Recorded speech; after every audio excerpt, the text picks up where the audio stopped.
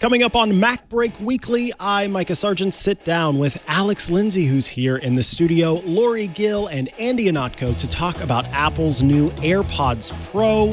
We talk about Apple ramping up iPhone 11 assembly and dropping the iPhone 11 Max orders, as well as iOS 13.2, before we get into quite a few interesting picks of the week. Stay tuned. Podcasts you love. From people you trust. This is Twit. This is MacBreak Weekly, episode 685, recorded October 29th, 2019. Hey, boo-boo. This episode of MacBreak Weekly is brought to you by Worldwide Technology. Worldwide Technology's Advanced Technology Center is like no other testing and research lab, with more than $500 million of equipment, and it's virtual, so you can access it 24/7. To learn more and get insights into all that it offers, go to wwt.com/twit.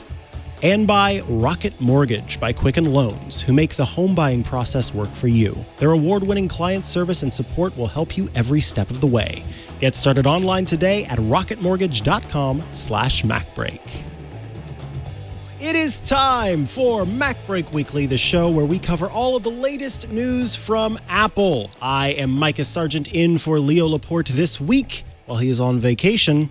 And joining us here in the studio, right here to the left of me, is Mr. Alex Lindsay. I don't know why I'm doing this voice, but I am. Hello. How are you? I'm doing well. Good. Happy to have you here in the studio. I think that we may have done this show together once before, but I was on Skype. Yes. Yep. You're on the other side. So this is the first time here in person, so Absolutely. It's exciting. Yeah. We are also joined by iMore's managing editor, Lori Gill. Hello, Lori Gill. How are things in Sacramento? They're okay. Nothing's on fire, so that's good. That's good. So far, so good for you. Yeah. And WGBH Boston's Andy Anatko. How are things for you in Boston? Absolutely nothing that I can complain about when talking to people who are living where you guys are living. I have electricity. It's a little bit crisp. The rain sort of washed out the town like Halloween parade. But again, that's nothing I'm going to complain about because my Twitter feed is full of people who've changed their handles from like Eugene to Eugene, safe from the fires. Yes. So I'm not. No, everything is wonderful. Thank you. Well, I'm glad to hear that. How are you? Everything's How are you? It's somewhat okay. There's a smell of smoke in the air as we're doing this, and we're all keeping our eyes on everything, but just trying to make it happen is what we're doing. And yeah, I think so far we've been pretty successful in doing that. Some of us are without power. Some of us have power, and we all are. I've gotten really good at boiling water outside. Oh, wow. You're telling me you had your coffee boiled this morning? Every morning since Saturday. Not that I'm bitter. Oh, since Saturday. Bitter like your electricity's been off since Saturday, Alex? Yeah, the worst part was I landed from India and got to the house at 1 o'clock and then was told that I had 3 hours before we were going to lose power. So in India, by the way, the power was pristine. So there's no problem. Excellent power there. In fact, there wasn't even a hum on the current. No, not a hum. Perfectly conditioned. So, yeah, I suppose that means that it's time to kick off the show this week. And by golly, I think we have to start with what ended up being an announcement via press release instead of something that was part of any event, which is the new, as they're properly pluralized, the AirPods Pro. Those launch tomorrow for $249, aka $250. And I don't know, were any of us at all surprised about this? Nope. Yeah. Nope. No, I think it's Nope. Not surprised. I think it's a good lesson for a lot of other companies where Apple has chosen to only pick and choose what they're going to do, a big live stream and do a keynote for, and just simply release things. I think some companies get overly verbose, and so I think that Google. So I think that Apple. No. Well, okay. I was going to say exactly. I'm sorry, we interrupted you. Go ahead, complete your thought before I leap in to argue with. Well, I think that it would be a lot of work to do a keynote about your AirPods. Mm-hmm. Mm-hmm. Yeah. Yeah. I was just going to respond that even before Lori jumped in, that it's compared to also Apple doing what seems to be the logical thing by saying, it's earphones, okay, and they basically take sound from a device and they put them inside your ear. That's not a whole lot we need to discuss. We will, when I saw that Renee once again had a picture on his Instagram of his watch regarding a flight to New York, it's like, okay, he's getting a briefing. He's going to have hardware today. That's perfectly fine. And the other good way of doing it was the way that, like, mature way of doing it, I think, is the way that Google announced their earphones, which is, by the way, we have an announcement. Here's what they are. Here's what they're going to do. We're not going to be shipping them until February or so. But here's what they're going to be. If you've been holding out to see what we would do with wireless earphones and how much we would charge you for them, now factor that into your decisions. And I know that Apple did the exact same thing with other products before, but I think that we put too much stock into. But isn't it wonderful to be surprised? And okay, we're not 8 years old. It's not Christmas Eve or whatever, or birthday Eve or whatever. We have a certain fixed amount of money to which to budget like our tech purchases. And it's nice to know that if we really want wireless earphones, perhaps we should wait and plan for a few months or get them right now. Or it's okay to not be surprised. It's okay to be informed. I think that the biggest misstep was posting an image with the clear version, the transparent look for the things, because that's what I want. I was like, whoa, are they selling those? And then I looked at it and I was like, oh, they're white. Oh, never mind. The clear ones were amazing. They looked so cool. You can actually see wax being impacted in it as you use. At least that way I know why my AirPods have stopped working. I have one that doesn't put out any sound at all, one that puts out 50% of the sound it originally did, and I know that there's a couple little friends hanging out in there that I can't get to, which is disgusting, yes, but by golly, it would be nice. No, but that clear version on the site as you're scrolling through and you can see sort of what makes up the components. Yeah, I wouldn't be surprised if somebody comes out what's that color company that makes like custom colorware. Yeah, colorware. Yeah. Colorware. You should do a clear version. They can't make a clear one. Yeah, because they can paint them. Well, you know what? Colorware, get on it. Figure it out. Oh, there you go. Or the guy that gold plates them. I don't know if I want them gold. Again, I think the best solution is you should be proactive and actually get them the color of earwax so that they will never look gross. They will always look actually brand new and shiny. If anything, it'll give you an extra layer of. That's still my favorite thing about Etymotics, because I still have a pair of Etymotics that I use mostly because of the failings of the current AirPods, which was that they aren't loud enough on a plane, and so the Etymotics are still what I use when I'm watching movies on a plane. And the best part of the Etymotics is that it's got a little filter that you screw in and pull it out and replace it when it gets all full of stuff. Oh, I don't really care about the replaceable batteries on the AirPods, but I really would like a replaceable filter. Yeah, that would be nice. And wax guard and all that kind of stuff. Yeah. And the problem, I think, Andy, with your idea is that I think that not everybody's earwax is the same color, so it would be. I don't want to talk. I think we've gone too far down that route. Can we get off the earwax subject real quick? No, that's all we're talking about today. Sorry. Let me just say, when you go to Apple's website and you click on AirPods, right? Mm-hmm. Did it not anger anybody else that the first image that pops up, it looks black at first, but then once you scroll, you realize that it's just shaded. You have to not go on the buy page, but on the overview page. Oh, they do look pretty dark. Oh, yeah. And scroll down just a hair, Karsten. Oh, wait, yours isn't. Oh, wait. Click Learn More. And then scroll down just a hair. Yeah. It's like, oh, is it coming in black? No, they're lying to us and tricking us. Darn it. That would be That's nice. The first thing I thought when I saw that. Oh, yeah. Now I want them in black. I thought that they were Dr. Seuss characters. I thought we were going to be. It was a new game of Plants vs. Zombies. That is what it reminds me of too, a little bit.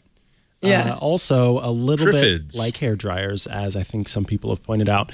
Now, iJustine posted a short little video that I believe it was just this morning showing the size of these compared to normal or the like last generation AirPods. And these are actually shorter and smaller than the typical AirPods, which I found interesting because to me, they look like they would be bigger and they do stick out of your ear a little more, but the stem is shorter. And so they don't quite look as, I don't know, robotic maybe. They're still a little odd, but I think we all got over it at some point. We did. Like there was like, oh, this looks really weird. No, it's kind of nice. No, it's okay. And then they became an internet meme, and everyone wanted their AirPods or their earphones to look like it. Right. So we started cutting off the wire. I kind of boomeranged after other companies started making like completely in the ear designs like Bose. That only then did I start to notice that. Wow, that does look kind of weird. I would not judge somebody for it, but it does look kind of odd. The audio is a lot better than the ones without it.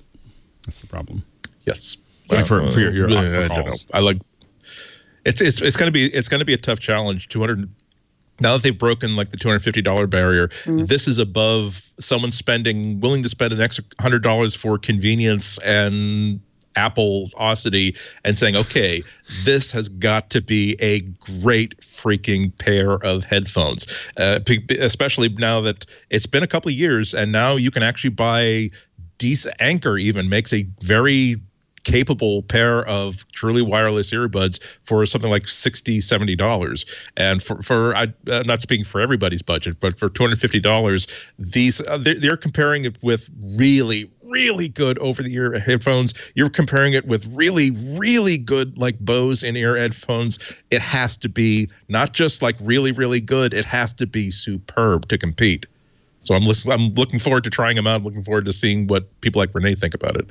Yeah, I mean, so with these, one of the things that I've noticed a lot of these companies are doing that are releasing their different earbuds, AirBuds, iBuds, whatever, is they feature this transparency technology.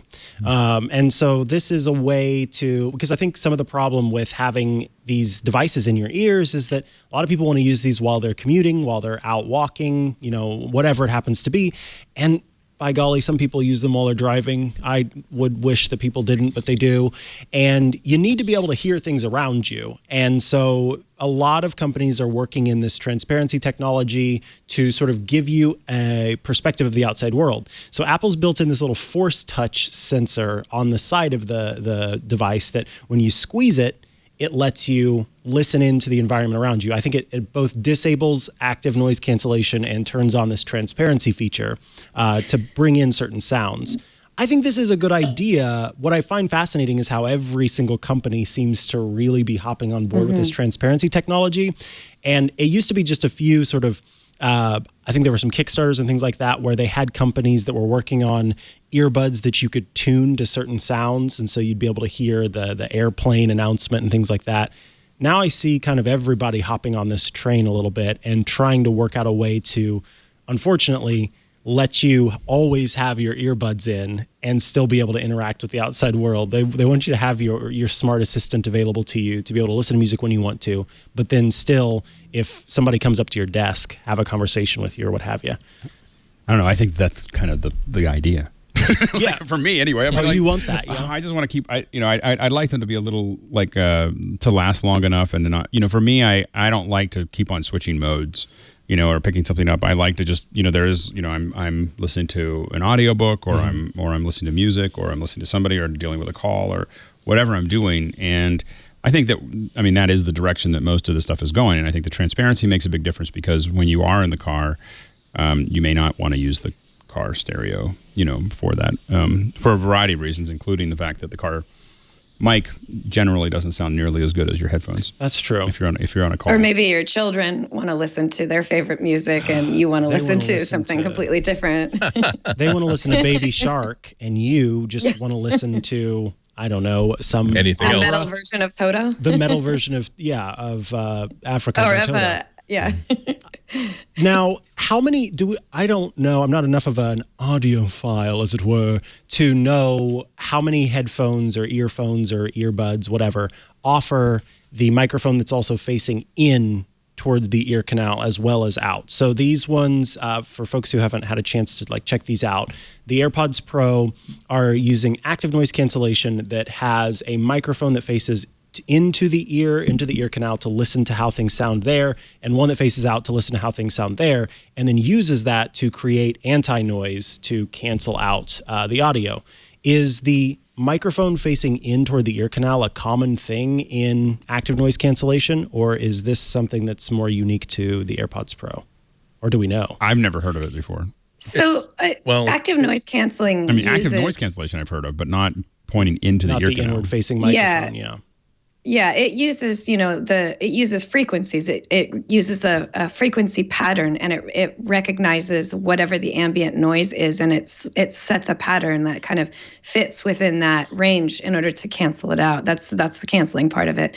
Where that microphone sits in order to measure that, I think that's just different in all headphones. I think this is probably new-ish in that I would assume active noise canceling earphones. It probably has to be done that way in those types because that's where the room is, where the space is. So possibly the new Pixel Buds with active noise canceling might have something like that inside it. I don't remember how they said it was set up, but just because of the size, I would imagine maybe that's where the microphone is on that one too. Well, so it's not just. I think if I remember correctly, Google said that they're using that plus some bone conductance to do that. So, ooh, that's interesting. Good old bone conductors, yeah. So to be clear, Apple is using two microphones for noise cancellation. They have an outward-facing microphone that listens to the environment, and then, as you mentioned, plays that frequency that's the opposite of the frequency of sound to block that out. But they go on top of that, and they also listen to the sound within your ear canal with a second microphone. That second microphone hears the sound within your ear canal and fine-tunes the EQ, as well as takes away some of the sound that might not need to be there. So it's doing both noise cancellation for the outside environment and for the tiny environment within your ear canal, as well as fine-tuning those frequencies. So that's the part that I'm curious if this internal microphone is new, and I'll have to check it out with the Pixel Buds and see. They might be doing that for the purposes of usually a big active noise canceling because of the frequency alterations can lower or it can reduce the low end a little and make it a little more high frequency. So it's possible that in order to attempt to balance that so that the earbuds are not too high end, it might be capturing what's inside your ear in order to say, oh, it's too high, let's lower the frequency for this song or something like that. Very cool. Yeah, that's pretty neat. This is just a guess. If by what I know about noise canceling patterns is that it makes sense that they might be the new Beats Solo Pro uses active noise canceling, and something that I noticed is that they're not only are they not bass heavy, which by the way they're not bass heavy. So anyone who's questioning that, they don't do that anymore. But what I noticed is that they also don't the Power Beats Pro ramps up the bass beat for music that's intended to have heavy bass like rap and hip hop. It doesn't actually do that in the Beats Solo Pro, which to me means that the high frequency of the active noise canceling is affecting its ability to bring that bass quality in there. So with these, it might be that Apple was they kind of decided, our headphones are already not very low end anyway, so let's make sure that it's not too high end. They might be trying to make sure that they have a better balance once it passes through the active noise canceling. Okay. Well, yeah, I was looking at Pixel Buds while you were talking, and I can't see any tech specs for them. It's mostly just hey, these are coming soon. Get on the wait list. So that remains to be seen if they offer that same feature. But anybody order them? Yes. I did as well. My Thursday, is it tomorrow or Thursday that they're coming? I forget. Mine aren't coming till Thursday. I think. Yeah, mine are coming a day later. I think mine are also coming a day later. A day late and $1 short, darn it.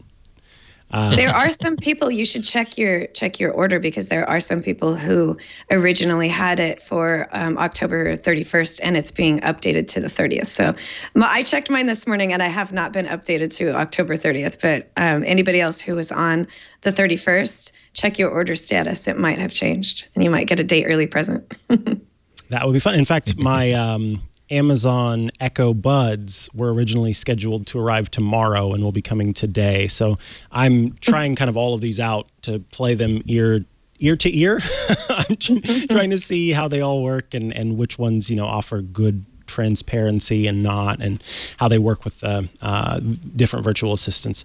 Yeah, mine still say Thursday, October 31st. Now, one of the complaints with these AirPods is that, some people have the first generation AirPods or the second generation AirPods, and they are having different issues as they're using them. So for me, like I mentioned, one of my AirPods completely doesn't put out sound anymore, and the other one puts out sound at about 50% of the original output that it had.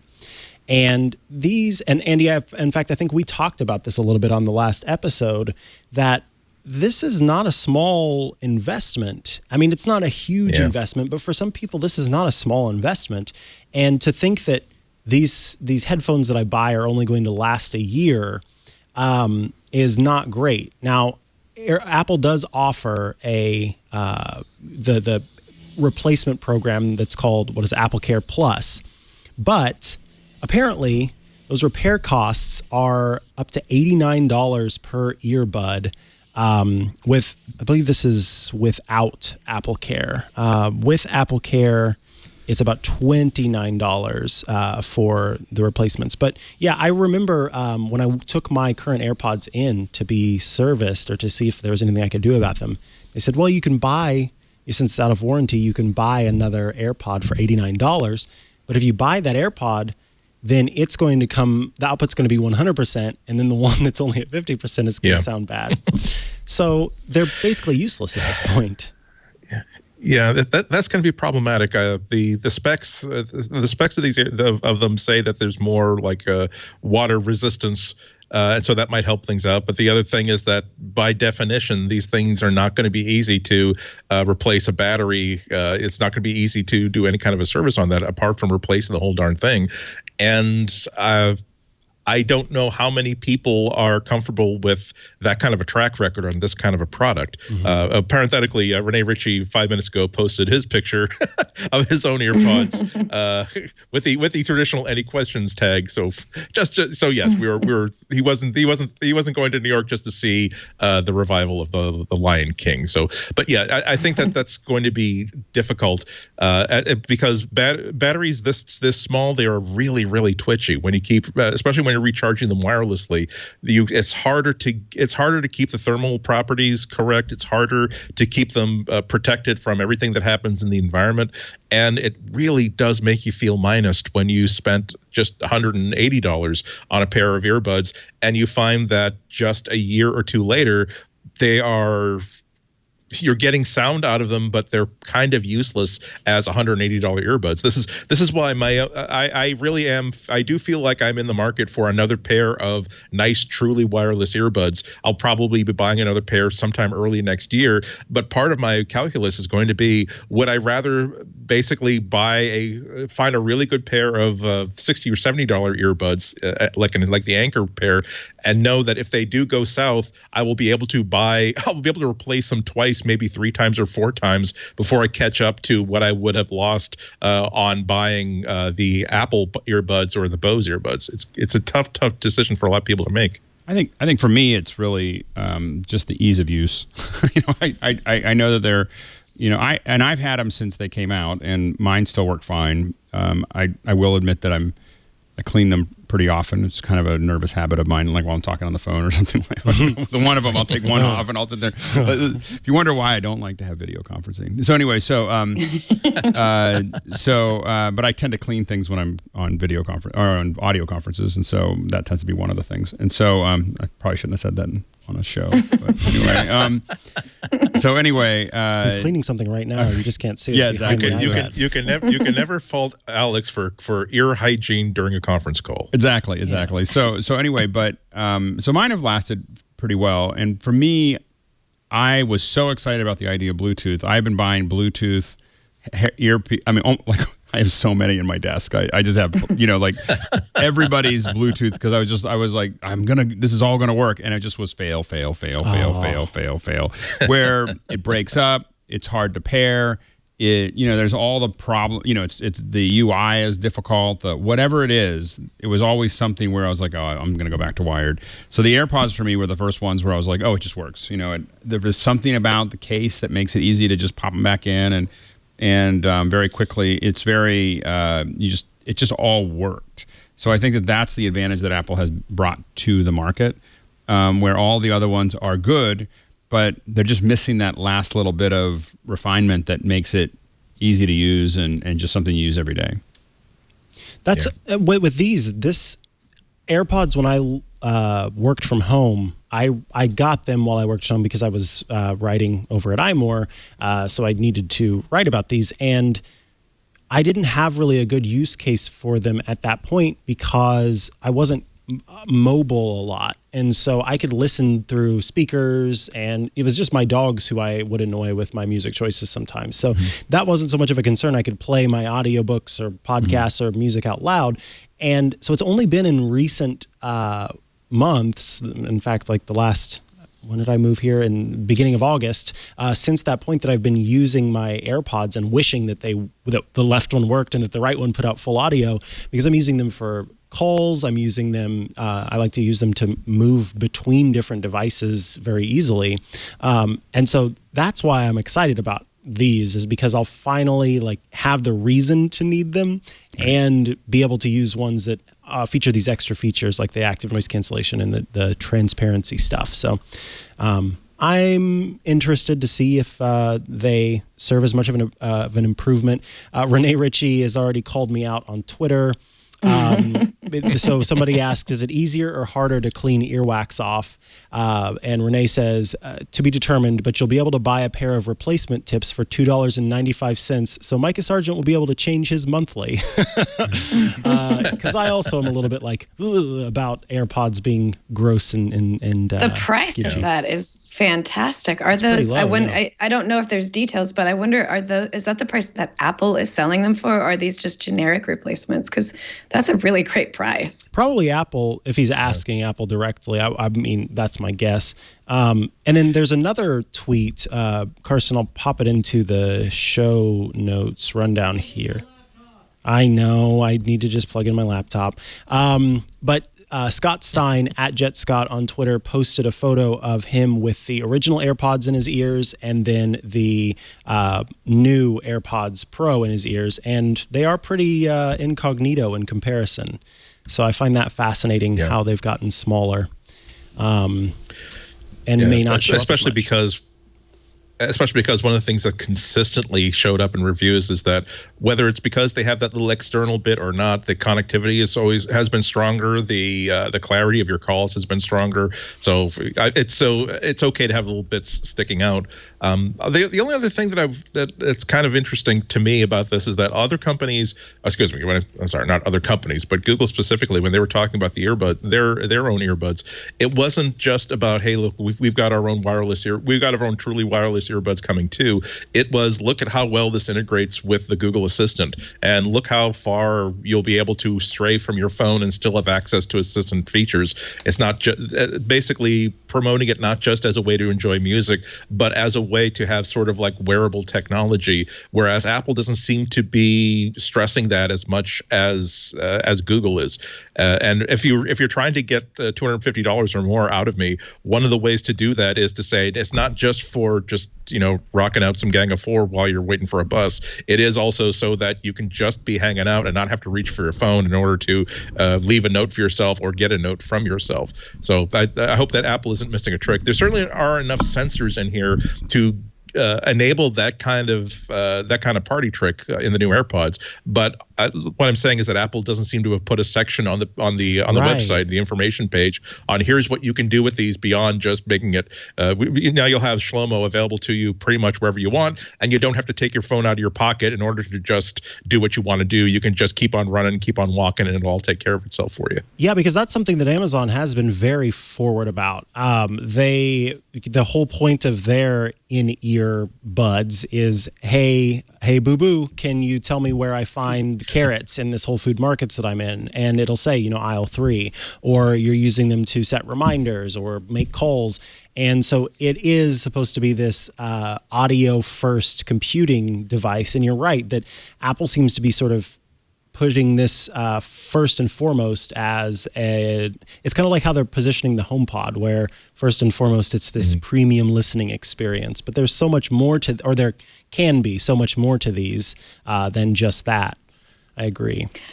Maybe they're kind of purposefully putting Siri on the back burner here because they don't want people to talk about, oh, great, something I can put in my ear that doesn't work. So maybe they're purposefully like, Siri can do some things, but whatever. Well, and we should note too that iOS, 13.2, yes, I think it's 13.2 just launched. We were just talking about it on iOS yesterday, but so they actually pulled it. Oh, so I don't know if you know that, but they pulled it early this morning because it was causing pretty bad issues for HomePod users, and a lot of people were having they couldn't update their HomePod, or it was spinning out, it wasn't working. So just so you know, don't update to 13.2 just yet. And actually, if you haven't even tried, you won't be able to because they pulled it. Now, do we know is this just the HomePod version, or is it iOS as a whole? Do we know? It's iOS 13. They pulled all of iOS 13 to really fix whatever. Because I may have gotten in just under the wire because I updated just like an hour or so before the show, and it found the update. It didn't alert me to the update, but I did a check for update. It downloaded and installed it, and maybe my phone's working fine. So yeah, I'm seeing in the chat too that iOS 13.2 is okay. It's the HomePod version that Apple pulled. Just the HomePod version. Okay. So don't update your HomePods. But do update your older phones.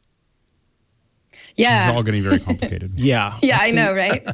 Update all of the things, but not your HomePod. We'll get to the iPhone 5 in a little bit. Yeah. Right. But the thing that I wanted to note with iOS 13.2 is that there are some new features available with Siri that include a new chime whenever you get a message, and it's respond. What is it called? Respond with Siri. I can't remember exactly what the terms are, but it is specifically made to work with your AirPods, where you can communicate with Siri. So I think that they are thinking about the experience between Siri and, here it is, announce messages with Siri. Have Siri read out messages without having to unlock your iPhone when second generation AirPods and some Beats headphones are connected. Siri will avoid interrupting you and will listen after reading messages so you can reply without having to say, hey, boo-boo. And so that actually lets you a little bit better have that conversation. But I agree, Andy, that they're not really doing a good job of sort of marketing that as part of the fun of getting these new AirPods. And to be honest, maybe it's just that they understand that most people are buying these just for headphones, and you really want to underscore here's how good they are, and here's the practical stuff that you're going to really enjoy before trying to sell you on the idea of wearable technology. Yeah, that's a good point. All right. Well, I think that takes care of the AirPods conversation for sure. Why don't we talk about Apple? This is a Bloomberg report that talks about how Apple may feel a little bit like it's falling behind the competition in terms of its smart home efforts. And so they are working on, or they have a new team that is supposed to help overhaul their whole effort. So this includes not only making it easier for third-party companies who make smart home gadgets to be able to integrate with HomeKit to get that Works with HomeKit certification, but also that Apple may be working on its own smart home devices, which I think is fascinating thing. And I'm curious, does Apple need to be playing in this space directly? I think absolutely. Okay. Sorry. Okay. Tell me As a person who wants to automate their whole house and has experimented with a bunch of these other bits and pieces, it's fine to have works with HomeKit or whatever, but Apple needs to take a leadership position in this and needs to create devices that do this, because I don't really want to. I haven't found any. It's the same problem I had with Bluetooth headsets that they just couldn't quite find the ones that work the way I want. And the same way with the home automation, they're all just a little funky. And because they just people who build electronic devices for the most part don't really get it. Sorry, I mean, like the Amazon, Google, Apple, those guys get it. The folks that are making a lot of that stuff, they don't just get the user experience at that level. They're so used to. I mean, they've been building really just crap for decades, and it's so hard for them to get their head, pulled out of a dark space to do something actually innovative that will be great to have in your house. And I have my house, when I bought it, already had a lot of the older generation of things. So I'm still kind of getting ready to unwind all of that. But I just don't think anyone else is going to get it. And I think that Apple this is a big market for Apple to build the tools, the locks, the camera, at the level that Apple wants to do it and make it the way Apple users want it to perform. Especially given how detailed, so HomeKit was sort of one of my beats, and I still pay a lot of attention to it. Going through the HomeKit requirements, looking at those, at least the stuff that was available without having to be an actual partner, they are very detailed about the way that they see things being done. And in order to get the Works with HomeKit badge, even to be able to market that way. And so it's clear that they have a vision for how they want it to work. And I can't say, I don't want them to make it easier. Like, I don't want them to lower the bar so that other people can just make stuff that isn't working, and then we go, okay, now we're stuck with that. Right. I want them to keep the bar exactly where it is, and then say, either you go down this path or we'll go down that path. And that is, if you look at the watch, it's probably not a thing that home automation folks want, is for Apple to decide that this is a market that they could take, because they can. Yeah. It's all about opportunity. Oh, sorry. Go ahead, Lori. I would love to see more it's like privacy-related HomeKit things directly from Apple, or any, I guess, HomeKit privacy things, like we're getting video security cameras and things like that. HomeKit secure video. Yeah. So if Apple did that, I would throw all of my other HomeKit all of my other video doorbells and whatnot in the garbage, because I would feel a lot safer, and knowing that Apple would be kind of a little bit better about taking care of my privacy and things like that. And also mesh Wi-Fi might be kind of nice. A HomeKit enabled mesh Wi-Fi directly from Apple. That would be kind of fun. So yeah, if they're really getting back into it, I think that it would behoove them to kind of stick with what they're known for, which is privacy and security, and like focus on HomeKit things that can enable that. I think they would win for sure in that market. Yeah, absolutely. That's if there's one thing that keep biting people in the butt with Internet of Things. Hopefully, we retired that. Hopefully, we retired that term. The basically home integrated into your house sort of technology. It really is privacy and security. Apple is the one company that they don't have a perfect track record with both of those things. They're as vulnerable as any other mortals who are working in this plane of existence. But still, that's what you associate with them, and it's such a heartbreak that they totally decided to sit out on mesh technology, because if you think about a problem that is frustrating to solve, that Apple can solve very well, that they solved very, very well with their first round of wireless networking products, and then what they could do with mesh, not only by letting a mesh network solve the biggest problems of wireless networking in the home, which is fixing dead spots, but also saying, well, actually, here's also an opportunity. Every time that someone puts in a $129 network extender, we can also extend Shlomo there, or we can extend awareness of who's in what part of the house there to make sure that we can extend services to these people exactly where they want to go.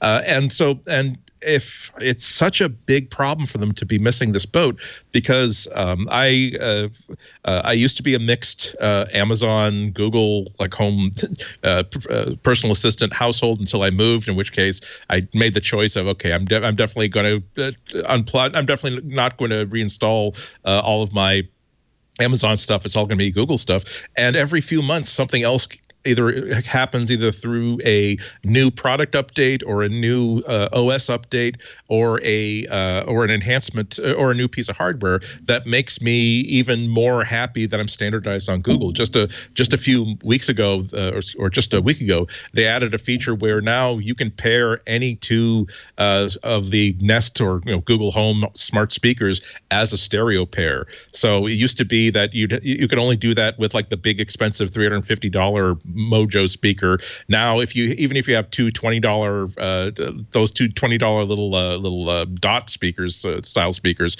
I had to a while ago I realized, for example, that I don't necessarily, if in my bedroom, if it's late at night, I don't necessarily need to have like the big speaker system when I'm watching a movie. It's okay for me to have like one of those little dot speakers on each nightstand. And it kind of frustrated me that I couldn't pair them as a stereo pair. But now I can get stereo sound that is like just focused on the head of the bed without like rattling. That's much more clear than having a speaker on the other side of the room. Certainly allows me to crank it up as loud as I want without bothering the neighbors. And that's the sort of, it sounds like a very simple thing, but that's the sort of thing that makes me even more amenable the next time that I have a choice between buying a Google branded home networking product or someone else's home networking product. I've had good experience with these. I feel as though I'm making an investment that will pay off in the future, and that's what I go for. Whereas, as important as Apple products are inside my house, it's just not.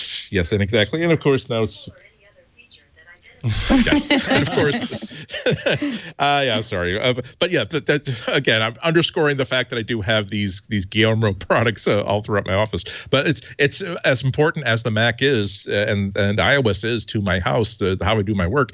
It's kind of bothering me that it's a complete non-entity. Not only that, but the one time that they did create some sort of a smart speaker product, it was a ridiculous, to me, for my as a personal consumer, not as advice to other people, it was a ridiculous idea that I would buy one of their smart speakers, given that it does practically nothing compared to anything else that I have, including the stuff that I don't use anymore. So it bothers me that they're kind of sitting this one out when this idea of ubiquitous computing, the idea that you can just ask a question into the air or request a task to be done, and that task gets done for you, or you're interacting with your environment, or you're locking down your house. All this stuff that is so cool if you have stuff that is not made by Apple, but if you have stuff by Apple, you just are sort of you're in the house practicing your violin lesson while watching people play and have a great time outside.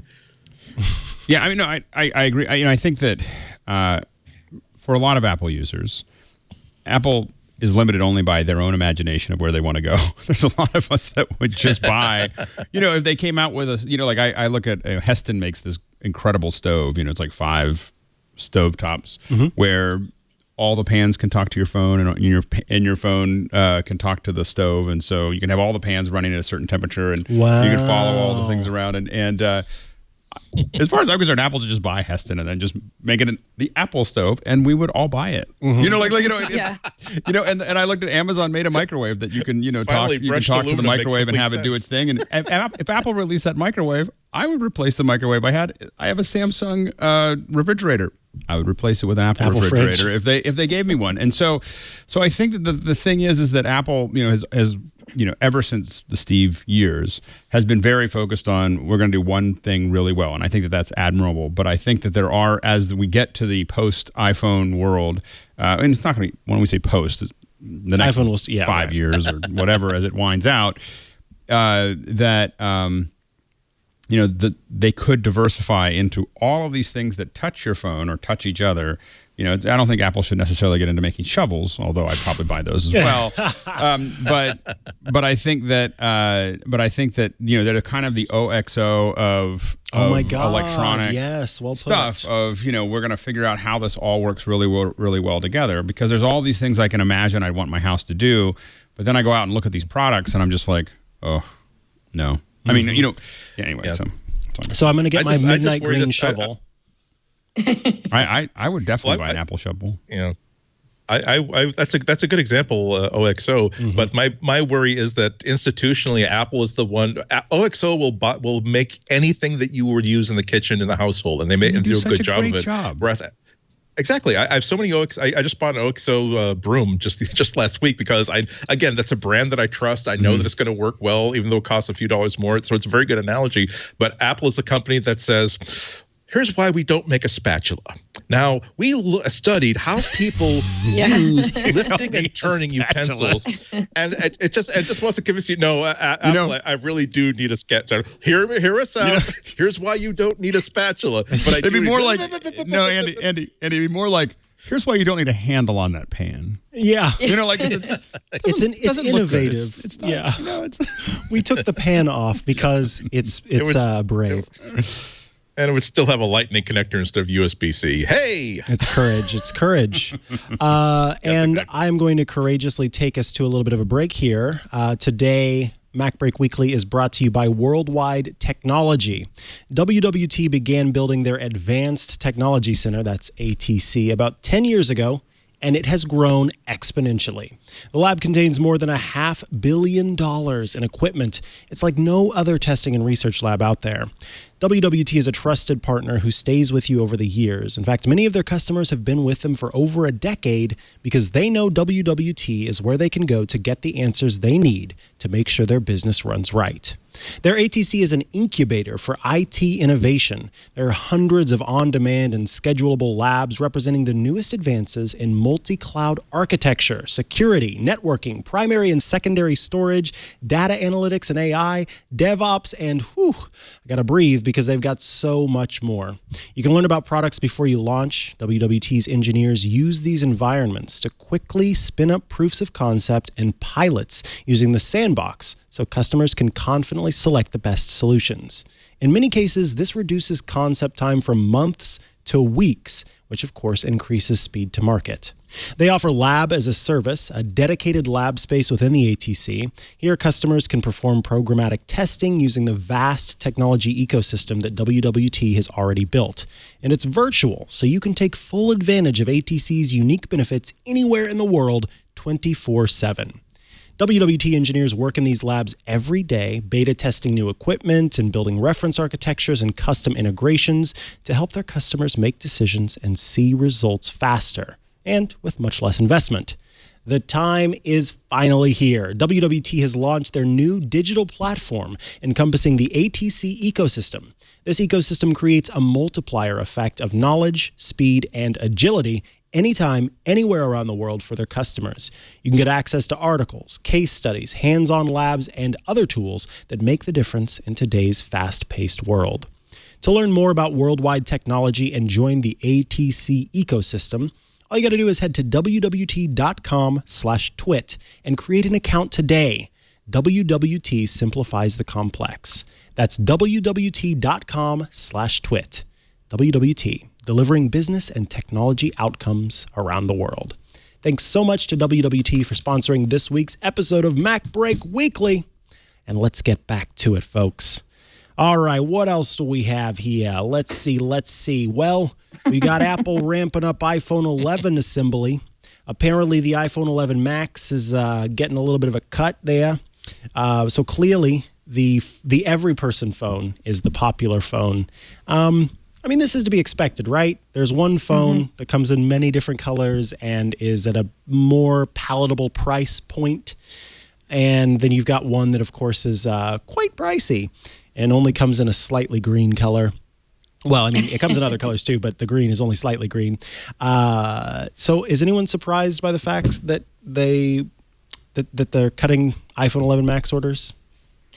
I'm hoping that this is evidence that people are not as interested in this super big phone that as they used to be, and that maybe in the next few years we'll get that 4-inch iPhone back. I knew it. I knew Lori was going to go there. Lori loves the small phone. I do. I love it. I mean, it makes sense. It's I'm too old for it. So I have to either have the big phone or longer arms. What does that say? I have had trouble. I went back. I was playing with an old, I think iPhone 4 or something the other day, and I realized I just there's no way I could see it now. I mean, when I bought it, I could see it, but now I can't. I mean, I'm going to be honest with you. I've got a few friends who have, they can see long distances, but they can't see up close. What is that? Myopia? Farsighted? No, that's farsightedness. Yeah, farsightedness. That's what I have. And short. Short. And short-sightedness, a little bit of both, a little bit of that, this and that. And they have the magnifying feature turned on. And I was looking at the front, I was like, I kind of like this. I have my text all turned up as high as it can go so that I can actually not have to put my glasses on. It's very embarrassing. You really appreciate user interfaces that understand simplicity and clarity. It's not a vision problem. It's more of a, even when you have a max-sized or a pro-sized phone, it's not necessarily going to. It doesn't. Having more screen real estate is useful when you're reading stuff, not necessarily when you're trying to get something done with an app. And so the least useful apps that I get are the ones that give me a lot of targets to hit and try to do too much at the same time, instead of reconceptualizing what this app should be doing in the form of a phone app versus a tablet app versus a desktop app. But I have to say that I think the part of it is the people understanding that I think they got a little bit of feature fatigue. I think that it's difficult for every manufacturer of phones to come across, to find a way to explain why the 2019 version of a phone is better than the 2018 or the 2017 version of the phone. Because every single time that I get a new phone to review or to take a look at, it comes down to I spend a lot of time trying to dig as deep into it, trying to sense where is there a new point of view, where is there a new perspective, where is there a sign of a new understanding of how people interact with and rely on their mobile devices. And it almost always comes down to, here's how much faster the processor is. Here's how much better the camera is. And that's a really, really hard sell. And it's no wonder why the first huge success that other companies have been having is basically by trying not to compete with $1,000 phones and trying to see how good they can be to make a $500 phone. And I really do think that the iPhone 11 is one of the best devices that Apple has made, iPhone or not. They found a way to reduce the price and really hone down exactly what an iPhone is and what it should be. I don't think they've redefined anything, but they figured out, here's what's important to add. Here are the things that we don't really necessarily need. And even understanding that it is okay for us to decide that one of our major features is something as simple as we're offering it in a range of colors. If you want the banana phone, we are more than happy to sell you the banana phone, because people don't, after years of saying, now we've added a new color. Now instead of just 2 shades of gray, we have 3 shades of gray. Maybe we want our phone to be a little bit more fun and distinctive and personalized. But it comes down to, I think that the iPhone 11 is one of the best devices that Apple has made, certainly one of the best in the iPhone line. And it's not because they've done revolutionary things with display technology or CPU technology or security technology or machine learning. I think it really is because they figured out, let's find the best phone we can make for $700 that doesn't seem to omit anything. And the reason why we're getting the price down is because we're throwing away things that are not necessarily the things that translate into a more useful phone or greater value for the user. It'd be great if it had USB-C. Oh well, but hopefully we'll see that next year. I think that the fact that they're cutting orders doesn't necessarily also mean that the Max is not necessarily successful. Selling millions of a product are still billions of dollars of revenue. Right. So it's as a I think as a constantly pushing, what is kind of pushed on the outer envelope one year becomes the middle of the road the next year. So I think that getting some people to pay a premium who want to pay that premium where that's actually a valuable thing for them, I think makes sense. And so I think that Apple will continue to do that. I mean, I love what they did with the Mac Pro, where they just said, okay, we're not going to worry about the middle of the road. We're going to build the best possible product that we can make. And they actually talked to professionals, I think, because they actually put everything in that all of us were missing from the trash can. And they didn't make it something that we could call a trash can, which is one of the problems. But I think we called it a trash can because it was, it resembled it. So anyway, well, now you have a cheese grater, so you're okay. I love the cheese grater. I was like, all I wanted was a cheese grater that was a little more updated. And by OXO. I'm good with that. So yeah. Yep. Yeah. So one thing also to think about though, the 11 Max, 11 Pro Max, with the reduction in making more of them. Boy, those words just came out all backward. Here we go again.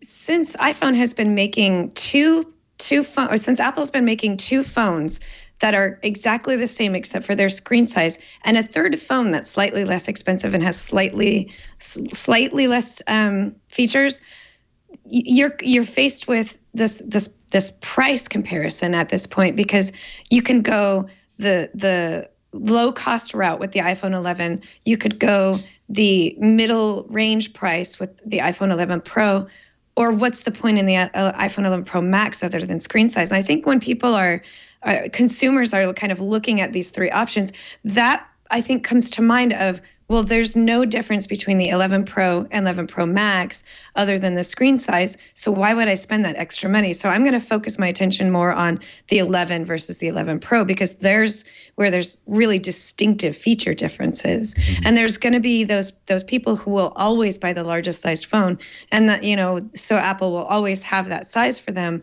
but everyone else will be comparing prices and features, and so the Max will just be out of the equation completely. I do find it amazing. When I picked up my iPhone 4 from years ago, it was sitting on my desk, and I picked it up yesterday and looked at it compared to the phone I have now, and I'm just like, wow! We've come a long way. Not necessarily a good way in some ways. I mean, I agree with you in some respects that I would love to have another, like my international phone. I'd love to have it be small again. I had a small one. I had the C, and then of course, it was traveling, so I left it in Amsterdam. Oh no! Probably still in the safe. Oh, that's heartbreaking. Well, probably not. So let's go ahead and talk about. We've covered iPhone 11, iPhone 11 Pro, iPhone 11 Pro Max, but let's talk about an old phone, an old friend of ours, which is the iPhone 5. Lori, you've got 1 week, okay? Mine's the SE. Mine is actually still in relatively good condition. I don't have the 5. I have the SE. Look, I know before you go to bed at night, you tuck in like 3 different iPhone 5s and give them a little kiss on their camera, front-facing camera, and then you read them a bedtime story from your iPhone SE. And you got to make sure that these get updated. Look at that beautiful chassis. Mm-hmm. Oh, yes. Mm-hmm. I want my phone to look like that again. It's gorgeous. Well, if you do have an iPhone 5 out there, you need to be updating to the latest version of iOS that's available to those devices. Basically, there is an issue that impacts GPS location performance, but also can mess up the system date and time. And so if you don't update before this week is up, then you have to go through a complicated restore process in order to get your device working again. So there's always this conversation about how people on older iPhones are being throttled and slowed down and given poor performance and this and that and the other. And Apple is warning folks, hey, you need to be updating your phones if you want them to continue to work. But I imagine that there will be folks out there with iPhone 5s who don't update, and then this is, comes to be another bit of evidence toward that fact. But yeah, Lori, I'm sure you have an iPhone 5 phone farm. And wow, that was iPhone 5 phone farm. That was good. Thank you. And so I just want you to be, aware of that. Make sure they're all gonna get their good night kiss update before bed tonight. These are some of the older iPads as well. Oh, that's a good question. It only mentions the iPhone 5 as being needing this update. So maybe because of GPS, maybe the update's available for older iPhones, but it might not be an issue of it like literally stopping working without the update. I think for some reason I thought there was a couple of old iPads that had the same affliction. Now, if you don't update by the deadline, you'll have to back up and restore using a Mac or a PC because the over-the-air software updates, those aren't going to work, and neither will an iCloud backup. So basically, those issues with the date and the time getting out of sync cause you to not be able to do the over-the-internet backup, or rather, update. So I don't know that, this article kind of jokingly says, if you get to that point, then you might as well just save yourself the trouble and buy an iPhone 11. I disagree. I don't think that it's that difficult to back up and restore using a Mac or a PC, but, and I'm sure this was, tongue in cheek, but I think that still is a complicated process. So just if you've got an iPhone 5, hit that update button. It'll be good for you, I promise. But doesn't it say something wonderful about Apple that we're talking about a 6-year-old phone? It was released in 2013, and we're talking about it's a very, very credible thing that people have working iPhone 5s, and it's even capable of being updated so that it will continue to work. No other manufacturer, like by the time it's 3 years old, you're like, okay, I know. Unless I want to totally flash all of the ROMs, wipe it out, and go to some sort of open source thing to keep it working. This is a universe that hates my 3-year-old phone and desperately wants to send it back home to Jesus. Back home to Jesus. Well, speaking of updates, there is a new update for iOS, iPadOS. As we mentioned, don't upgrade. Well, you can't right now update your HomePod, which is good because that would potentially brick your device. But go ahead and update to iOS 13.2. Because, for the average person, we have a lot of excitement about new emoji. I personally am excited about being able to use those new emoji with my friends and family who can, finally update to 13.2. And I had to go through and remember, oh man, this emoji is just going to show up as a weird question mark and a square on this person's device because I'm, a fool who runs betas a lot of the time. So I'm looking forward to the people that I talk to having emoji as part of their latest update, as well as sweater mode, which of course is also called Deep Fusion for the camera. Some updates to Siri, and I think as well, finally, you can add music to your HomeKit scenes. Which for the for the everyday person, that's not a big deal. But if I want to wake up to Lizzo just bumping at the top of the hour and have some music going on in the background while my lights are flashing on and off to start my day, then by golly, I can do that now, and I'm really happy about that. So one of the things that is also included with this is a new feature that. It's a control center feature for the AirPods Pro, in fact, which I think is interesting. So this is going to be available if you've got devices that support it, which I believe includes some Bose devices. And Karsten, I actually do have my Mac plugged in now. You've got it there. So the feature lets you turn up and down the volume on your noise cancellation devices. But you can see that it has a toggle here for turning on noise cancellation, turning off noise cancellation, and turning on the transparency feature.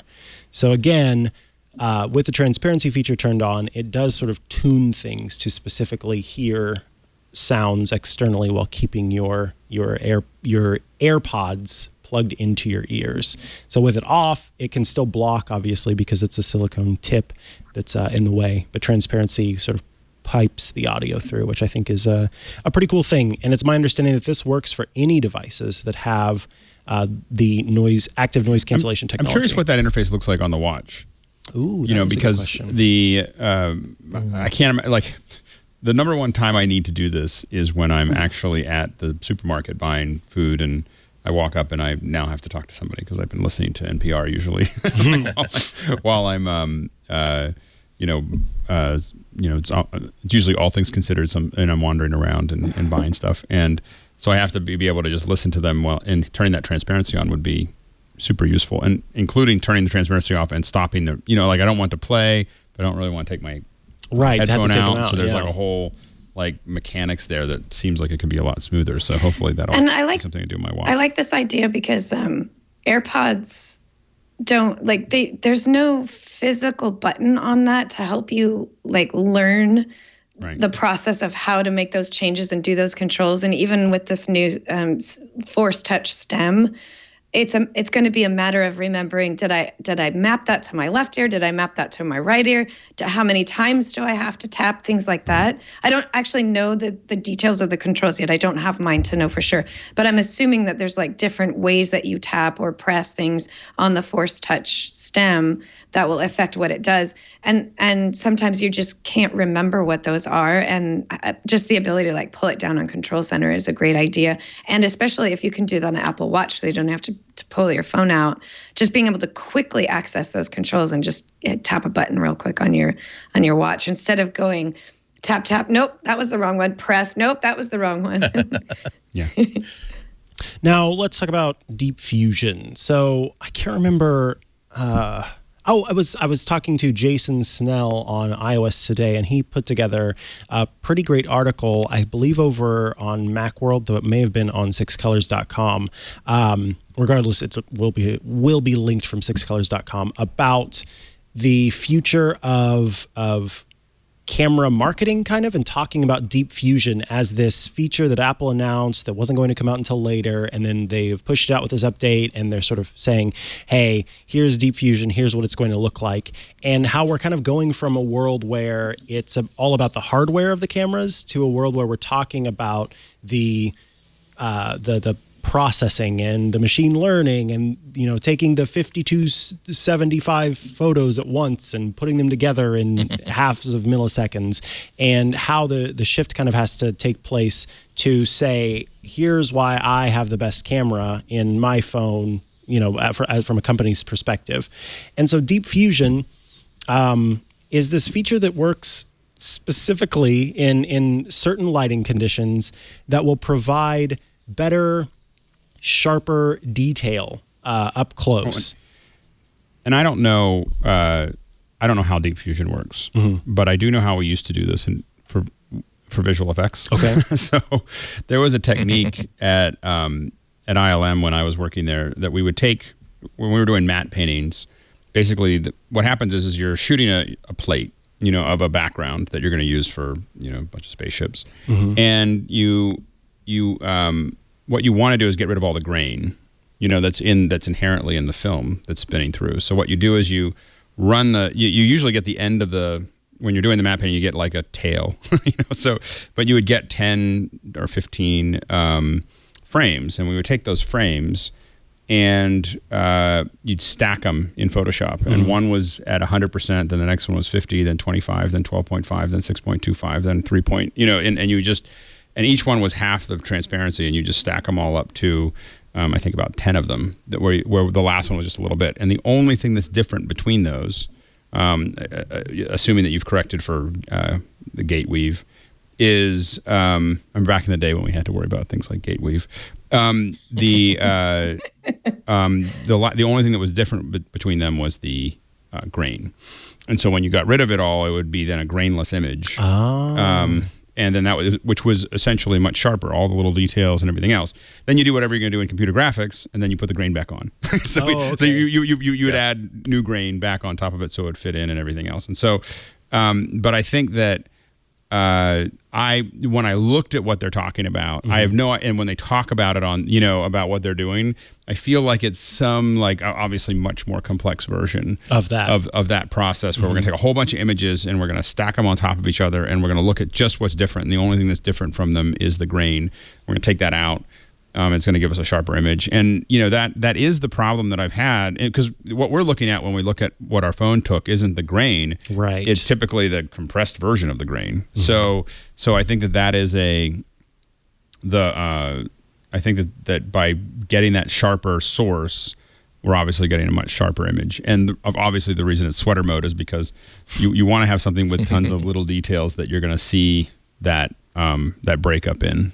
You know, that is just the easiest way to distinguish it. I still hold that they should call it beard mode, because the sweatered guy that they have in the image also has quite the beard. And it's very well. So it's, you know, the same thing there. Of course, this is not this is a compressed chest image. hair. He's got a textured shirt. Mode. I mean, they went in front of texture in front of a textured background with a textured couch. I mean, there was like, how do we add absolutely everything? Yeah, that would even distinguish the camera? shirt is pretty textured. Of course, this is a compressed image from the site, but I think it's available here. But yeah, I mean, I like that we got a little bit of insight onto what. I have no idea if that's it. I mean, I think but I think that there's some relative to what they're, what they may be doing. Yeah, there's a lot of mojo going on. I think that's one of the reasons why I don't think at this point side-by-side comparisons of individual cameras tell the whole story anymore.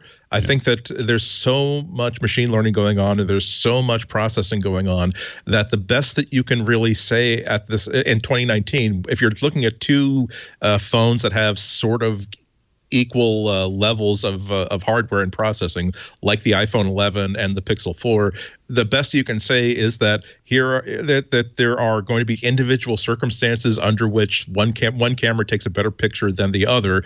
But when you take 100 pictures in 100 different scenes, I think that both of them are going to get the same cumulative score. I think there are going to be very few circumstances in which you can academically say that and objectively say that the Pixel took better low light pictures than the iPhone, or vice versa, or one phone took better pictures that involve like lots and lots of bright colors without blowing out highlights, or the other, because there's so much opinion. Where one of the side effects of crafting these synthetic software cameras is that you're going to be integrating what the engineers believe makes a good picture and what the engineers believes is something that should be avoided, and that's going to be a point of view that's going to be differing between different camera teams. For example, I find that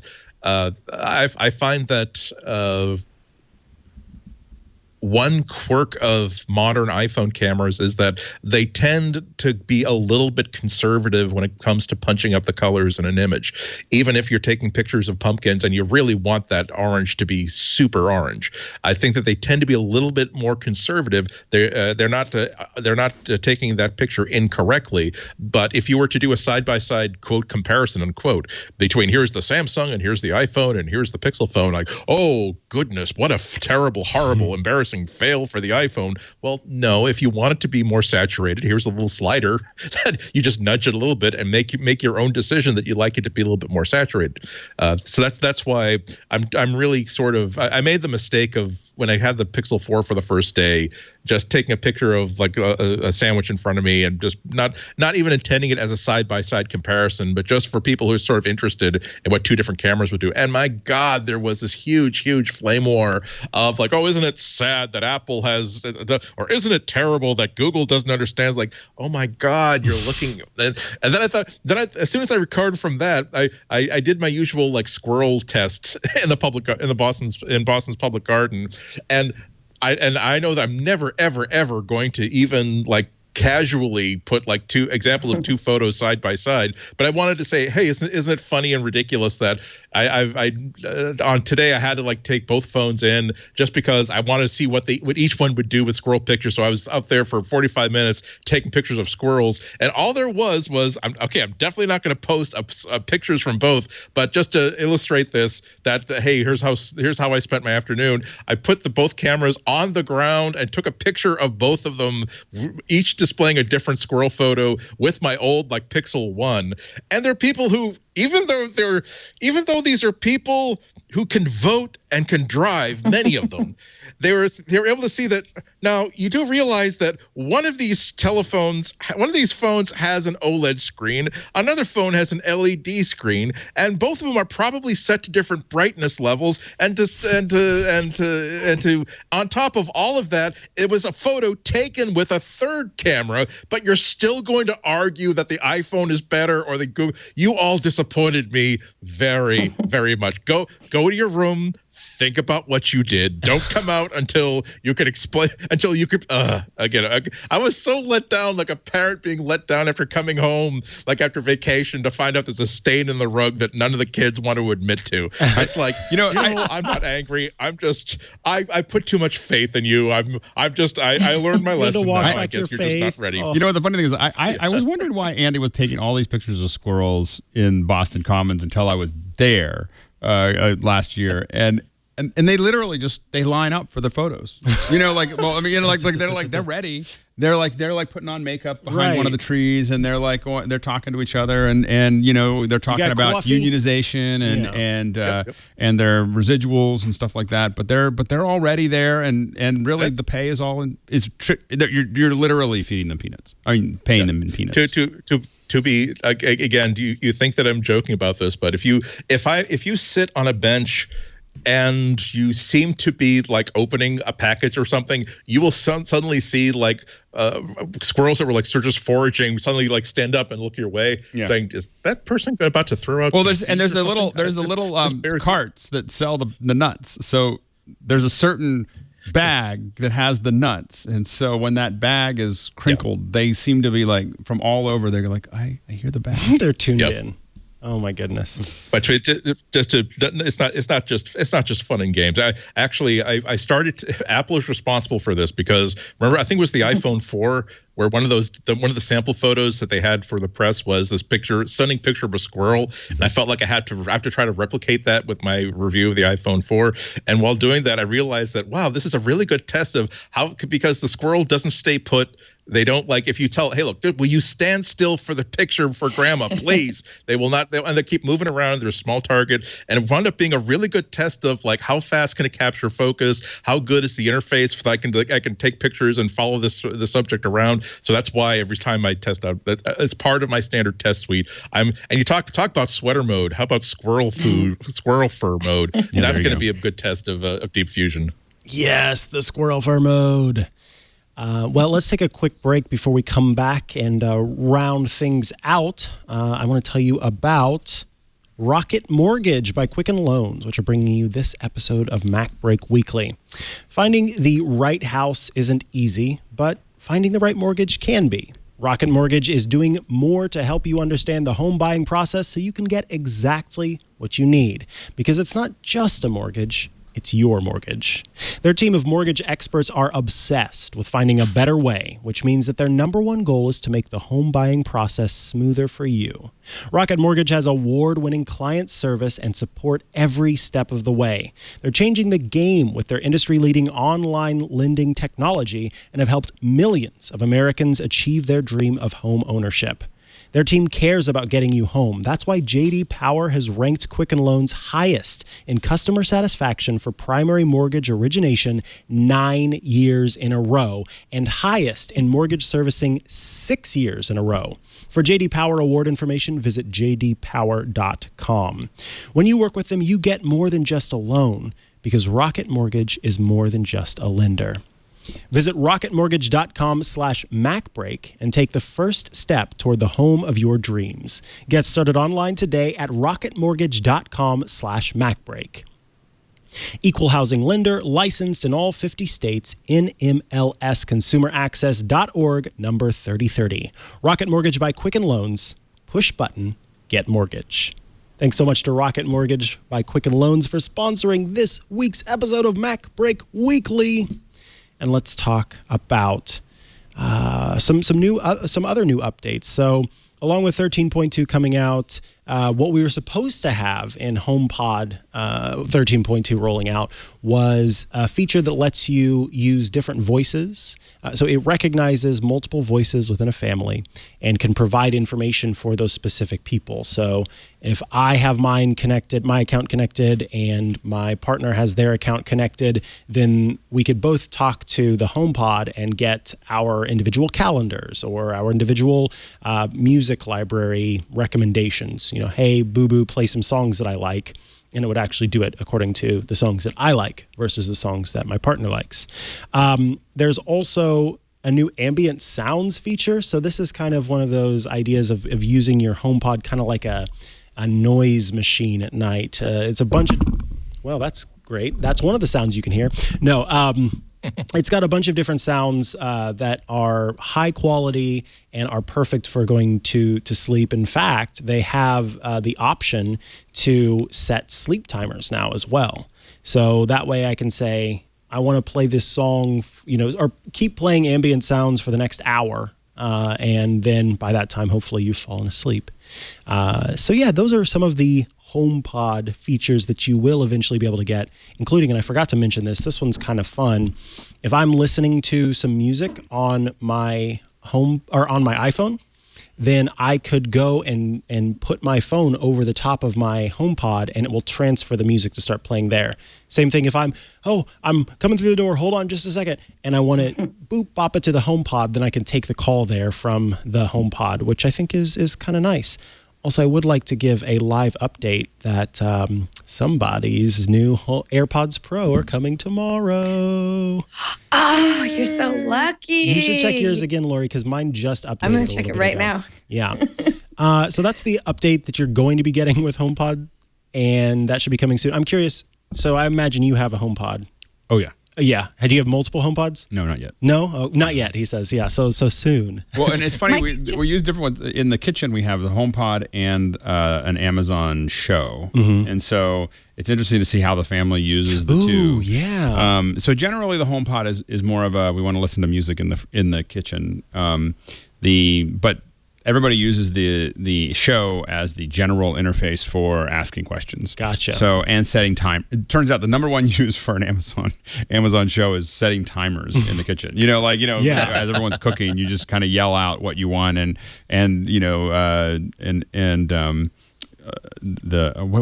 do we call that? The one for Amazon? Anyway, I don't know. Oh, the Echo Show. Elio Show. What do we call it? Elio Show. Anyway, so we say Alex.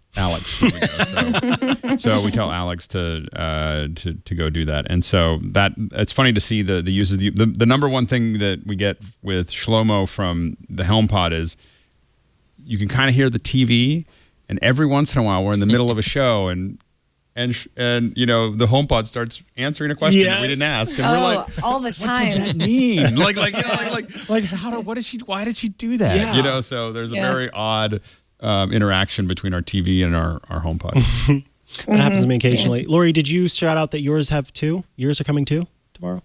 No, I just checked, and unless it's not quite updated yet, it's still not till the 31st. So I'm still behind everybody else. Oh, well, I might just crossed. go down to the store and buy them tomorrow. Yeah, it's like, I don't need those ones that are coming in the mail. I'm getting them live. But Micah, you're on the beta, or you were on the beta of 13.2. Was the HomePod update a part of that back then? Was that not available yet? I could never get my HomePod to update when I was on the beta. I even installed, the proper profiles and everything, but I could never get it to update. Right. So I stopped even checking. I turned off automatic updates with betas, and I stopped checking. So I'm not sure that it ever did work. I know that my co-host on Smart Tech Today, Matthew Casanelli, he would regularly update his HomePod and was able to try some of these features, but they were pretty bad during the beta portion. So I think he's waiting for it. Question, the question I have is about, we don't have it yet, so we don't know how it works, but is multiple user HomePod going to be a big failure like it is on Apple TV? And here's what I mean. Multi-user on Apple TV is actually, it's only for basically the TV app. So you get to sign in with your different, username or whatever, and you go to your homepage on Apple TV, and it's all of the apps and games that are on the other user's Apple TV homepage. If you delete it on yours, it deletes it on theirs. If you add one on yours, it adds one on theirs. You don't really get to design or customize your homepage. It's just for recommendations for movies and TV shows for you to watch. So it feels like it's working too hard at a problem that we don't really care about. I mean, we use the Apple TV all day, every day, and we just go to the Apple TV, and then we go to the movies, and then we play them. Yeah, I don't want recommendations. I don't care about the recommendations. I don't care about any of the stuff that's showing up there. And I guess maybe we're not a good use case, but we generally just go to the apps. Like when we go to YouTube, I don't expect YouTube to. When I go to YouTube, I'm not expecting it to give me any recommendations. In fact, I don't know the last time I clicked on a recommendation. I go there because I have a URL of what I want to look at, and then I look at it, and then I go do something else. Yeah. I will say I'm a little bit exactly. different there. I will sometimes see something pop up and I'm like, oh, that's interesting. But as far as the Apple TV goes, yeah. So I agree that is a bit of a failing. I don't think that they designed it well enough to be something that people would want to use as opposed to what it is right now where, yeah, I agree with you. So what I'm wondering is HomePod going to be the only thing that you get to do is each person's voice gets to have their personal Apple ID recommendations for Apple Music. That is not all that it does. That's okay, but that doesn't seem like enough. You know? Yeah, I can definitely confirm based on Matthew Casanelli's use of it that it was at least able to separate the two voices to say what's on my calendar versus what's on, it was his girlfriend's calendar. So it does do more than just the music recommendations. How much of that it does, I don't know if it can do personal messages. Like, what did my phone what text did I just get? Like you can do right now, but just with one user. It'll be interesting to see if it lets you separate that between the two. I can't imagine any of my family, my kids, my wife, myself, ever wanting our texts coming out over the HomePod. No, it's not like they're bad. It's just that it just like that would be like that's weird to me. Weird. Yeah. Yeah. Weird. I always have that personal request feature turned off because I don't want that there. My texts don't even show up on my lock screen. Oh wow. Well, mine do whenever I look at it and it knows it's me, but not without that. Alex was like, no, not me. He doesn't want his kids to see the text from his wife that says, "Are those brats gone to bed yet?" Lovely. I think I've just worked. I spent so many years. Lovely children. I think I've just worked so many years working on secure events that you don't want names popping up of what you're working on, and so I think just culturally we got used to not sharing. The other thing is that Mac OS Catalina has a new update out. A lot of the different software that's gotten an update, depending on what device it's on, it's going to give you the option to opt in to having that Siri review feature. So iOS 13.2 has this option now. Mac OS Catalina has the option, which basically says, yeah, it's okay if you send my Siri requests to someone to be checked and graded, or no, I don't want that to happen. But then it also adds support for the AirPods Pro so that you'll have a few more options available to turn on and off the different sounds. I can't wait to upgrade to Catalina in February. And you can also delete your Siri and dictation history within macOS, which I think is pretty neat. That's good. I shouldn't say neat. That should just be a given, but it's good that it's there. As well as being able to use the Home app on the Mac to control all of the new stuff. So that's HomeKit Secure Video, the new HomeKit supported routers, etc. So yeah, everything's getting a bunch of updates to the latest versions that add these features that we've been hearing about since WWDC. Anybody want to talk about Apple Arcade?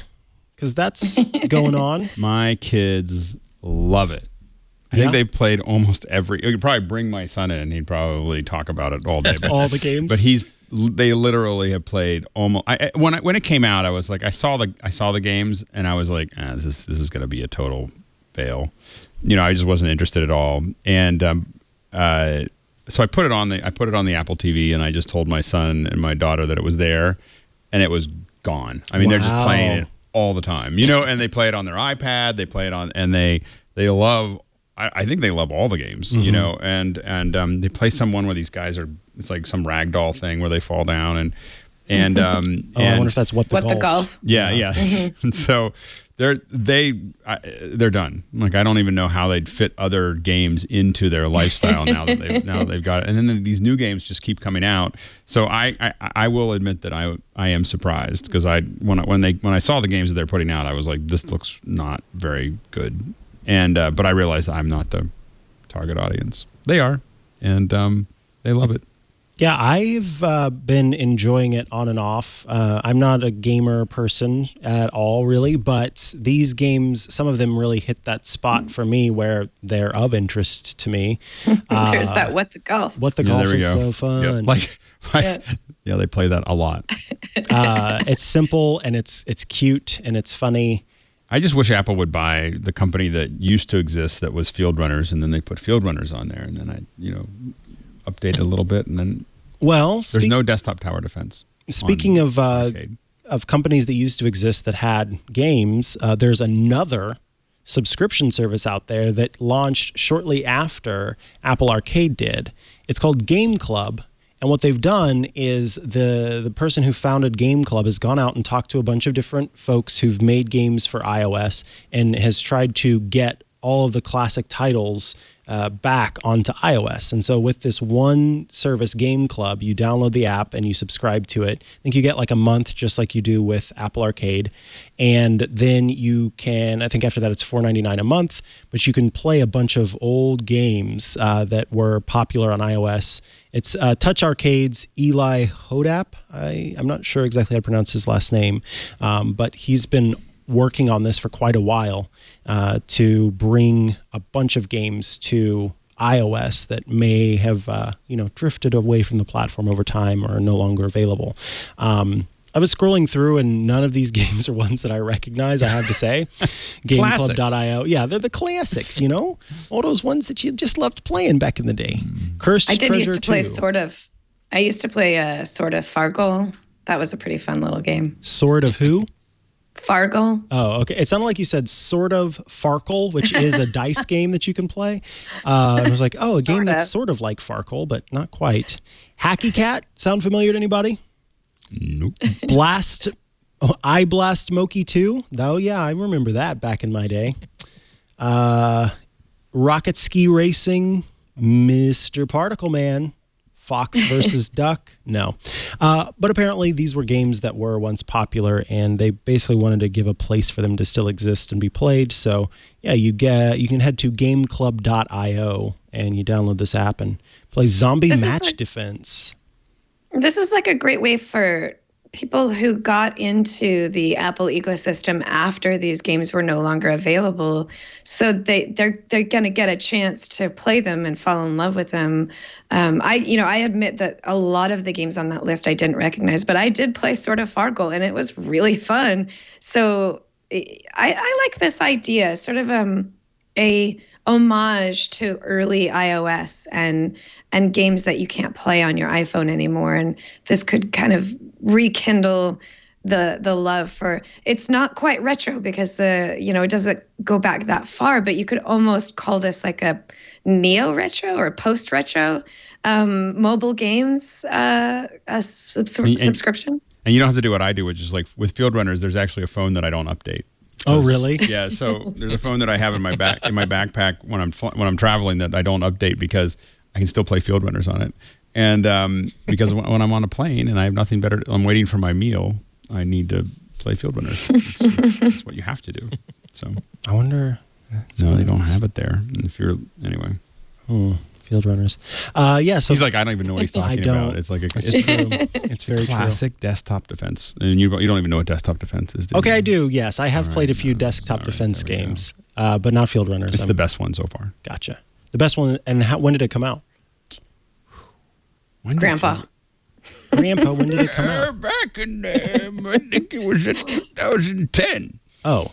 Back when I had my teeth. I was back there. And then they had Field Runners 1, which was great, and Field Runners 2, which was even better. And then they did this thing where they tried to get into the whole everyone play each other, but you could only be connected. And I think that was kind of the end of the company because I don't think they understood that we didn't want to do that. Like we just wanted to, it was like a time suck, for when you're. Yep. I can't stop thinking now of that episode of Seinfeld where Costanza has this Frogger machine he wants to keep running only because to preserve his high score from high school. You got this one phone that you've got to keep running because the only way to. Here's the worst part. It's not that I play all of them either. I'll play A level for weeks. Wow. Yeah. Just because I'm trying to figure out the best pattern and everything else, and so it's. I don't know. Though that is legitimately a problem because imagine if the movie Casablanca would have gone away unless, and there's a one theater that had downloaded it and had disconnected from the internet specifically because otherwise the rights to the license for Casablanca or the replay, whatever, the technology will go away. And that's what we're facing with games. We have these games that we love that maybe we want to revisit, just like we might just like there's so many times where I will totally have forgotten about an album for like 20, 25 years until suddenly for some reason I'm starting for some reason, I don't know why, for a few weeks ago, I suddenly remembered that Gang of Four album, Entertainment. I have not listened to that album in 30 years, and now I'm listening to it over and over again. But now imagine it being a game where, remember that game they used to play like on a console, and but now no one makes it anymore, and the hardware doesn't exist anymore, and it's not. And now there's this piece of popular entertainment, this piece of creativity simply doesn't exist anymore and never will exist anymore unless somebody finds a way to distribute it illegally and create it under emulation. That's what MAME is all about, right? No, exactly. It's it. Again, this was my pick of the week a couple of weeks ago, which was like an actual, I haven't finished putting it together yet because life has gotten in the way. But I don't think you were here, Alex, and it bears remembering someone has made like a Game Boy case that holds, you think that this is like just a game cartridge, but no, it holds a Raspberry Pi W. Exactly. Nice. So basically the idea is I already have the micro SD card prepared. I just haven't put it all together yet. So this will have like about 2,000 different games from a whole bunch of different arcade and coin op, and somehow the feeling is it's not necessarily piracy. It's more like we can't allow Casablanca to die. We can't allow the Who's Quadrophenia to die. Because if we don't keep these alive somehow. What I haven't figured out is when someone's gonna, like, one of my like pet projects that I've been kind of slowly doing R&D on is one of my favorite games when I was a kid was Tempest. And yeah. So I've been kind of playing with the idea of a very high res screen but using an editor's shuttle, like a really weighted, expensive, JL Cooper, for the, to do the control, so not the cheap one that was in the original game.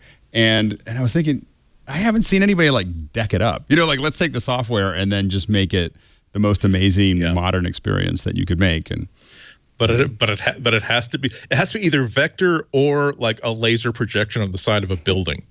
Oh my God. That's the only thing that will be okay. Why did we not do that already? A laser on the side of, okay, Andy, we have to talk about the we will laser on the side of a building. We'll have a meeting. Yes. Well, when next time we get together, we can film the Kickstarter video. We need to talk to you and I. We'll get Aaron Mailer involved because he'll have some ideas there. So we'll figure it out. All right. Yes. That's exciting. I'm looking forward to this laser. Good meeting, everyone. Good meeting. Yeah, good one. Tempest. This is a Tempest tournament, is what it should be. Oh, that'd be fun. People will fly out to say, if not only have we recreated Tempest, but we've recreated it on the side of a building. Yeah. Here we've reserved 3 hotels that will give you a discount rate.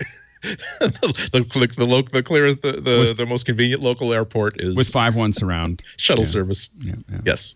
No, with the thing that you miss out of like classic arcade cabinets is that bass, that incredible bass that just hits like your spleen and doesn't let go of it until you're out of quarters. Yes.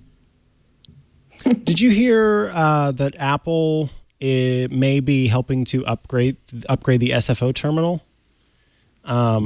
So I guess United Airlines and Apple are talking about updating United's terminal at San Francisco. United, I believe, is, to put some context to that, I believe that United is Apple's airline of choice.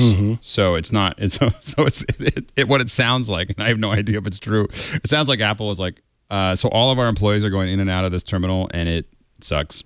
So we would like to fix this for you. So that it's better for our guys.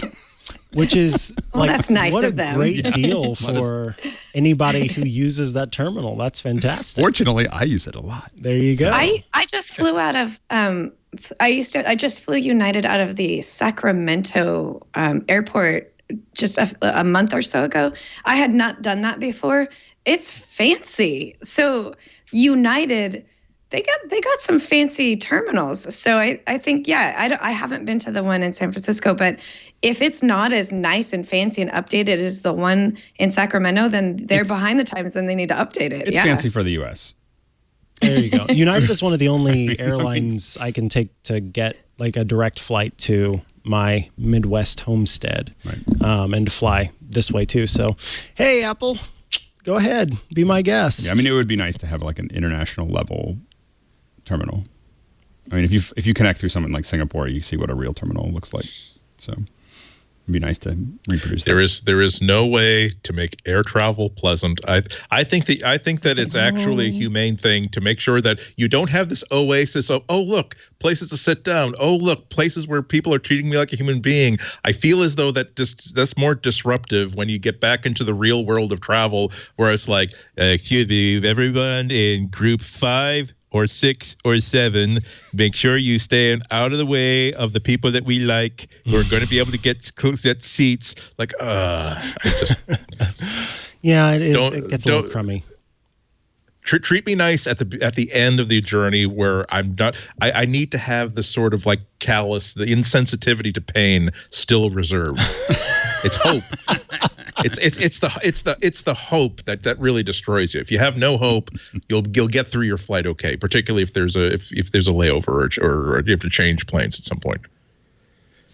All right, we have some picks, but before we get there, I do want to tell you that after this show, you can catch Matthew Casanelli and me over on iOS Today.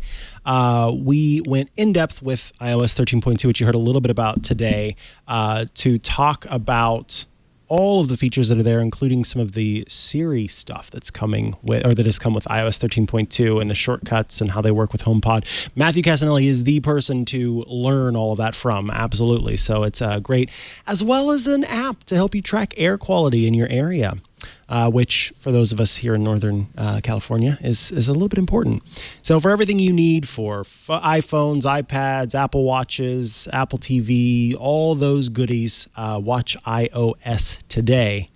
And it's going to be out soon. So check that out. All right, folks, let's go ahead and move on to our picks of the week. I think we'll start with Alex, who's here with us in studio. So I recommended the last version of this piece of hardware, but I'm going to recommend the new version because it's got some key new features. So this is the... and your recommendation cost me $700, by the way. The last one? Yeah. This one's even... Yeah. So this is the Sound Devices MixPre 3. Now, they make, I think, 3 versions of this, the MixPre 3, 6, and 10. The 3 has 3 XLR inputs. It also has a couple other inputs through aux, an aux in. So this is probably the best recorder that you can buy for the price. And it also not only records in the field, but it is a USB-C connection to your computer. So you can use this as the interface to your computer. Now, what makes this different than the last version is that it has 32-bit float record. So that is, it's not new to the audio industry, but I think it's pretty new to mobile recorders. Okay. So if you're recording a podcast, let's say now, here's the thing to think about is that if you have, if you are doing 16-bit, most of us record in 16-bit audio. Mm-hmm. You have, and I can't remember all these numbers exactly, so I'm just going to give you general numbers. Okay. But it is something like negative, I think it's negative 80 or something, or negative 60 to 0 is what your range is. So if you go over 0, you peak. We've all had digital distortion, mm-hmm. right, when we peak. If you go negative, if you do 24-bit audio, which has been around for a long time, I think it's negative 44, negative 144 to 0.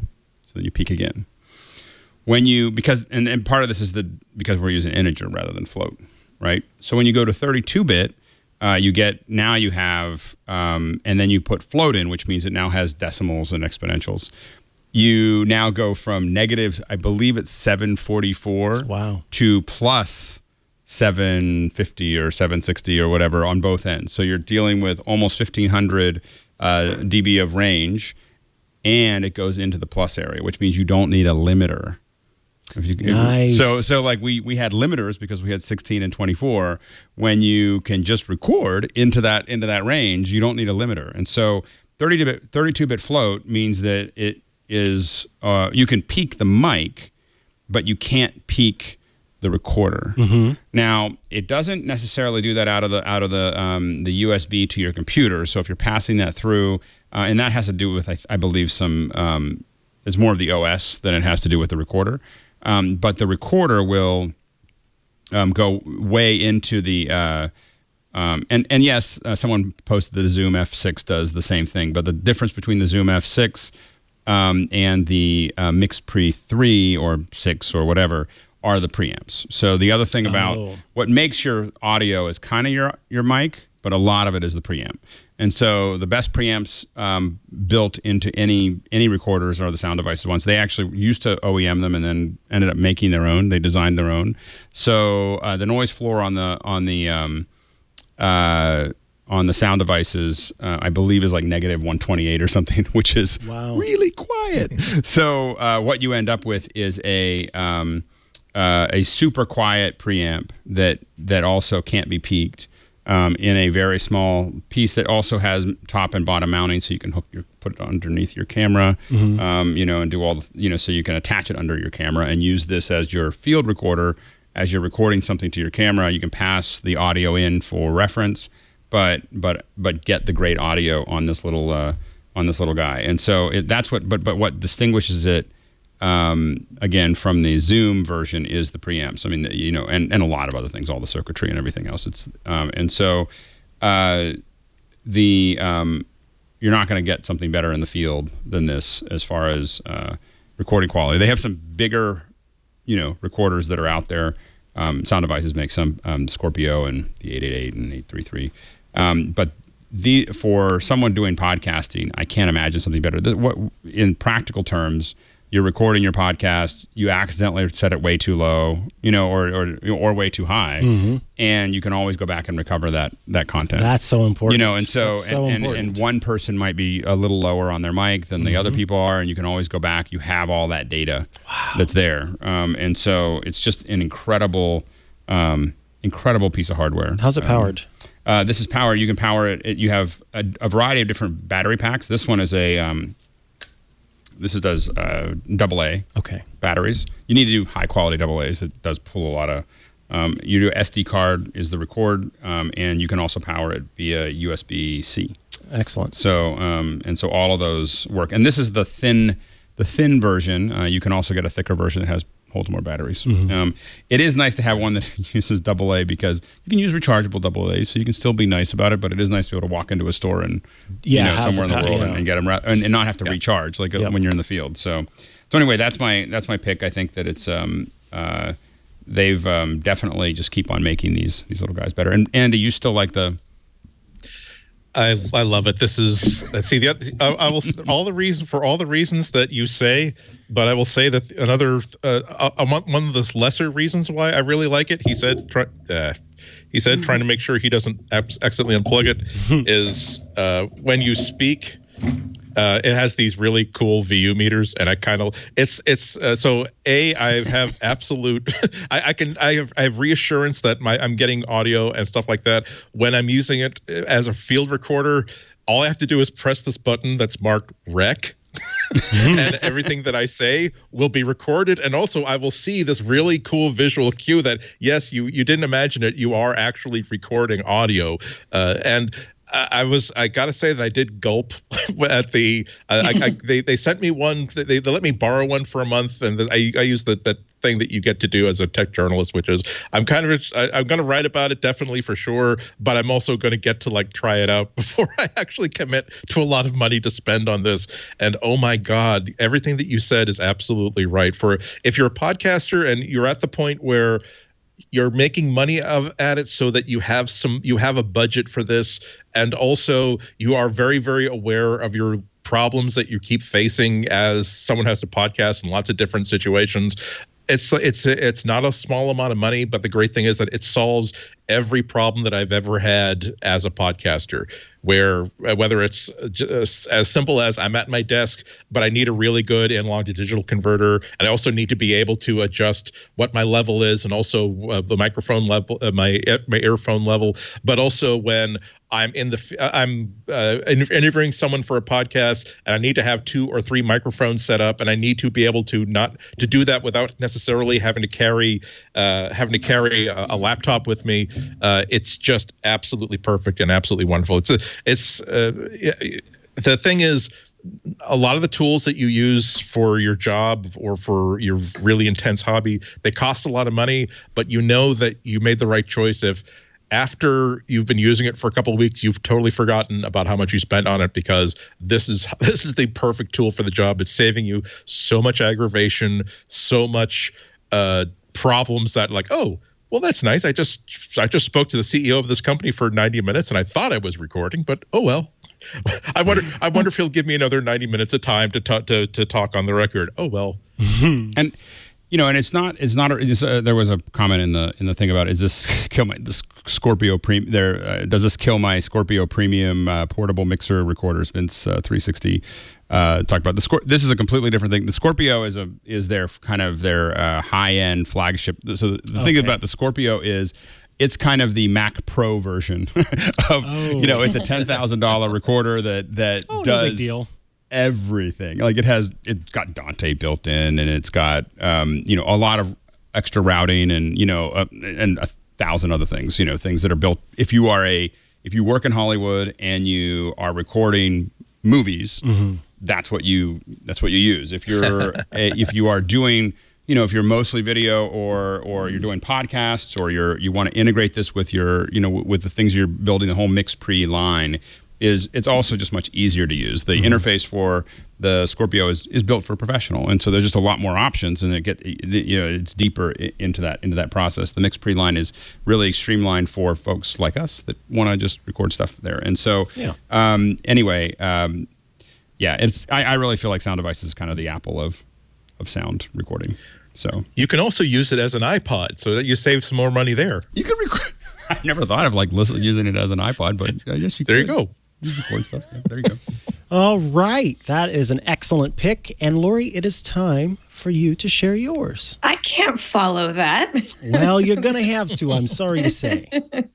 Okay, so keeping with my theme for the month of horror films for Halloween, I actually managed to get one more horror film in. It just came out. It's called The Lighthouse, and it's by Robert Eggers, who also made the movie The Witch. So if you liked The Witch, you understand the weirdness that you're going to see when you watch The Lighthouse. Sorry.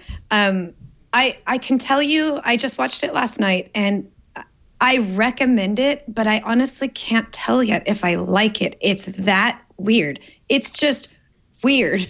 You are just taken on this crazy roller coaster ride of madness, and these two men in a lighthouse, and I don't know what I watched. It's that intense and confusing, but purposeful. So I recommend watching it. If you liked The Witch, you understand the concept that this guy does things out of the ordinary. So be prepared for something really weird and really unusual.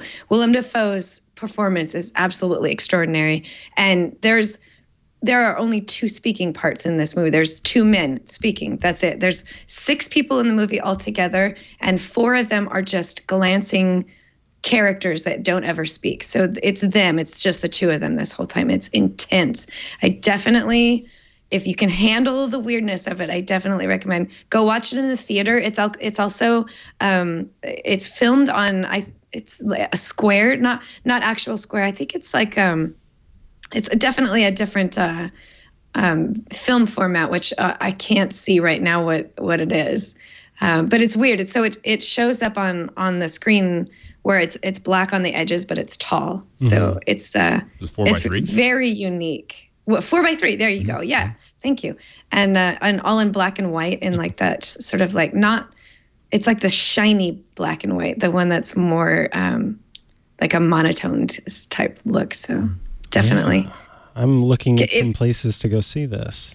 And I do have to put it out there. It's very weird. So if you don't like weird movies, or if you want a story that tells a beginning, middle, and an end, don't see this, because it won't satisfy that in you. But if you like things that are kind of awkward and weird, there's not a lot of, it's not horror, like there's no jump scares, and there's not a lot of gore or anything like that. It's really the horror of it is the horror of these two men and their spiral into madness. So Mwah. Kind of feel like it's like if you like The Naked Lunch, you'll like. Yeah. There we go. It's even weirder than that, but yes, that's definitely down the right path. Definitely. Okay. Yeah. I think I'll like it. Yeah. All right. Well, that is. So I really think I'm gonna have to. It's Thursday is the soonest that I can see it if I don't want to travel. Watch along. it for Halloween. Just to riff off of that for one moment is yesterday the school's out because of the. All the power. So my kids were off school, and I had just gotten back from India. So we decided to go to see Dolby. The Dolby cinemas right now are showing Wizard of Oz in the Dolby cinemas that are spread around the U.S. Ooh, pretty awesome. That is awesome. Yeah. It doesn't take full advantage of the dynamic range of the of the thing, but it's the best screening you are ever going to see of the Wizard of Oz. Oh, that's really cool. And I like the Wizard of Oz. Are there any theaters where you can? Are there any theaters where you could see Wizard of Oz and Judy as a double bill? Because I think that would be worth $20. I wonder if that was the timing for it, why it came out. Because you did make me, when I saw the Wizard of Oz, I really wanted to see Judy now, because it's just like, wow, that was like a magical moment for her at that moment, in that movie, and it didn't last. All right, Andy Anotko, what's your pick? It's a pick and a kind of a reminder. I finally dropped off my 2015 MacBook Pro. It had the screen delamination problem, also known as stain gate. It's where the top surface that was supposed to be sort of anti-glare wasn't adhered very, very well, and as a result, over time, it became my screen almost like just this year started. I get these like sort of like cloudy spots on it, as though there was like grease stains on it that I couldn't scrub off or wipe off, and it's because that very, very top layer it just was starting to become unstuck, and so Apple had a problem, decided finally to extend the warranty repairs for this particular problem. And if you have bought a certain models of MacBook as late as early 17, MacBook Pros, MacBook Nothings, again, it goes all the way from 2013 up to 2017. Within 4 years from the date of purchase, they will fix the screen for free. But you have to get it in within that. Yeah, that's my screen. That's how bad it was. It was so bad that with this, and now obviously I adjusted the light so to make it as apparent as possible. But it was the sort of thing where when I'm adjusting things in Photoshop, I'm like, wow, there was a lot of noise in those highlights. Boy, what did I like? No, it's because my screen has these stupid like cloudy blotches on it. And so, but again, 4 years within the date of purchase, I made this appointment to drop it off because for like 3 times and cancel it because my MacBook Pro is my daily driver Mac, and so you can imagine how hard it is to create a circumstance under which I can do without it for about a week. That finally it was hitting me in the face that that this deadline was coming up. So I got it in with 10 days to spare. But yes, they're going to fix they're going to fix the whole screen for free. No cost necessary. The other thing you need, but the other upside of this is that according to the Apple support doc, even if there are other problems with the display, because they have to replace the display, if there's like a crack in the corner of the screen, well, guess what? They're going to be repairing that for free as well, because they can't just re-laminate. They can't just like put a new layer of anti-glare on it and re-adhere it. So you'll get all that stuff for free too, and also just the general stuff where when you send, you can't just hand over your MacBook and say find whatever it is that there might be problems with that I don't know about and fix them for free if you can. But the thing is, when you do have your Mac in for service for a specific issue, it might come back and say, oh, by the way, when we had it open, we noticed that one of the cells of your battery was bulging a little bit, so we replaced the battery, or we noticed there was a ding here. That is something that we were able to cover for free, so we covered that for free. But more than anything else, realize that you have 4 years from the date of purchase to get this fixed. For people people who, like me, who bought like a early 2015 MacBook Pro 13-inch, that is probably going to be, you probably already lost out if you didn't get it done by now. I bought mine in November, so I was still in under the wire. But definitely you want to get that done. If you can't just have it done just in case. There have to be, I think, visible signs that there are these problems, I think.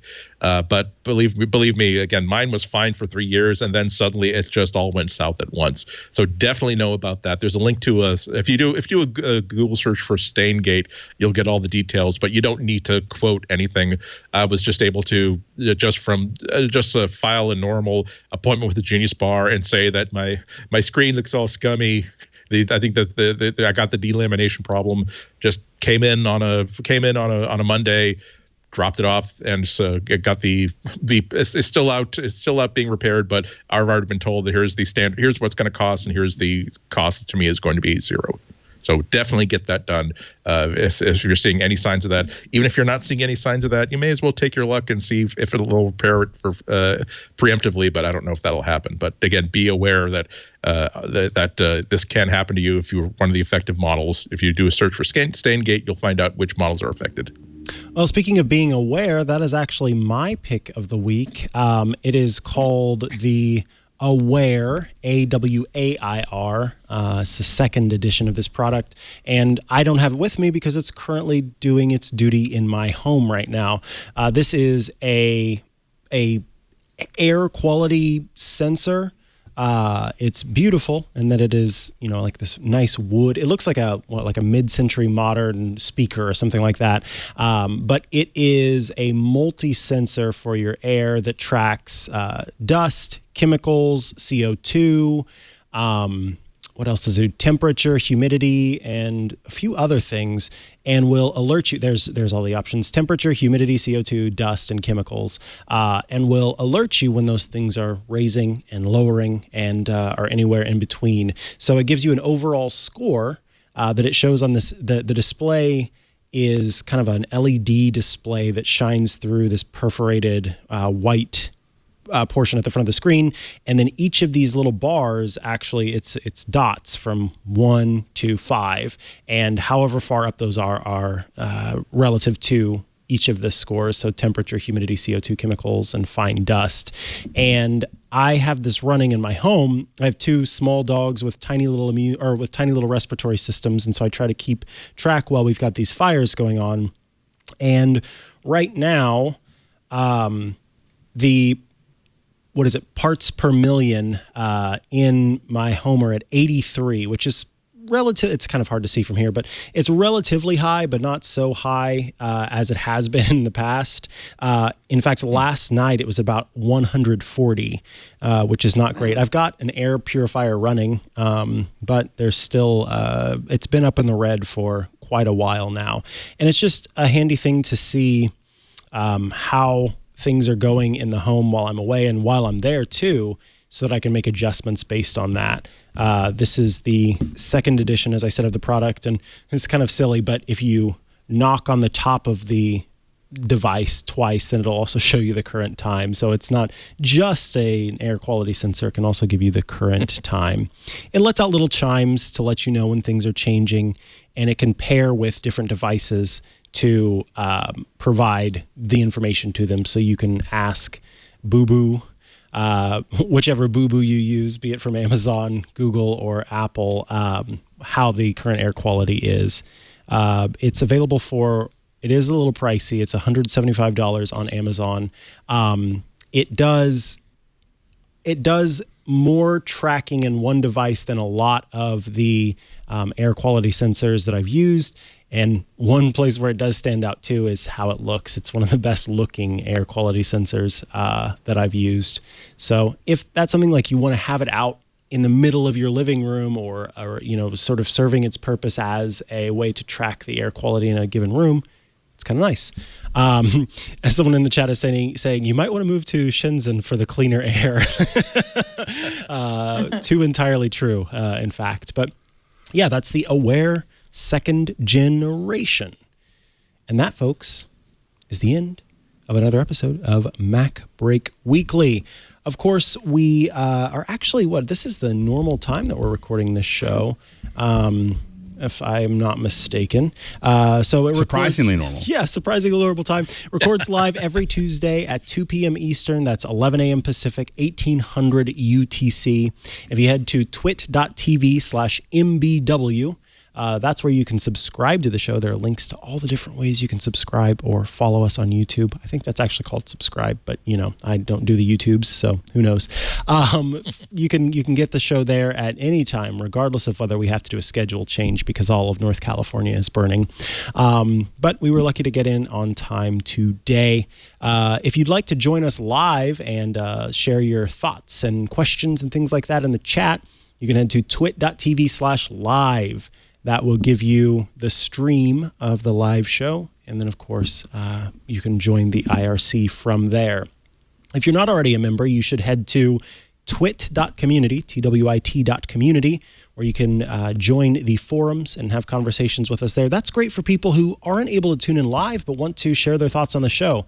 After every show publishes, a little topic gets created for that show, so you can head in there and leave your thoughts after you listen to the episode or watch the episode. It's a great way to do that. Lori Gill, iMore managing editor, thank you so much for being here this week. If people are looking to get in touch or want to check out your work, how can they do so?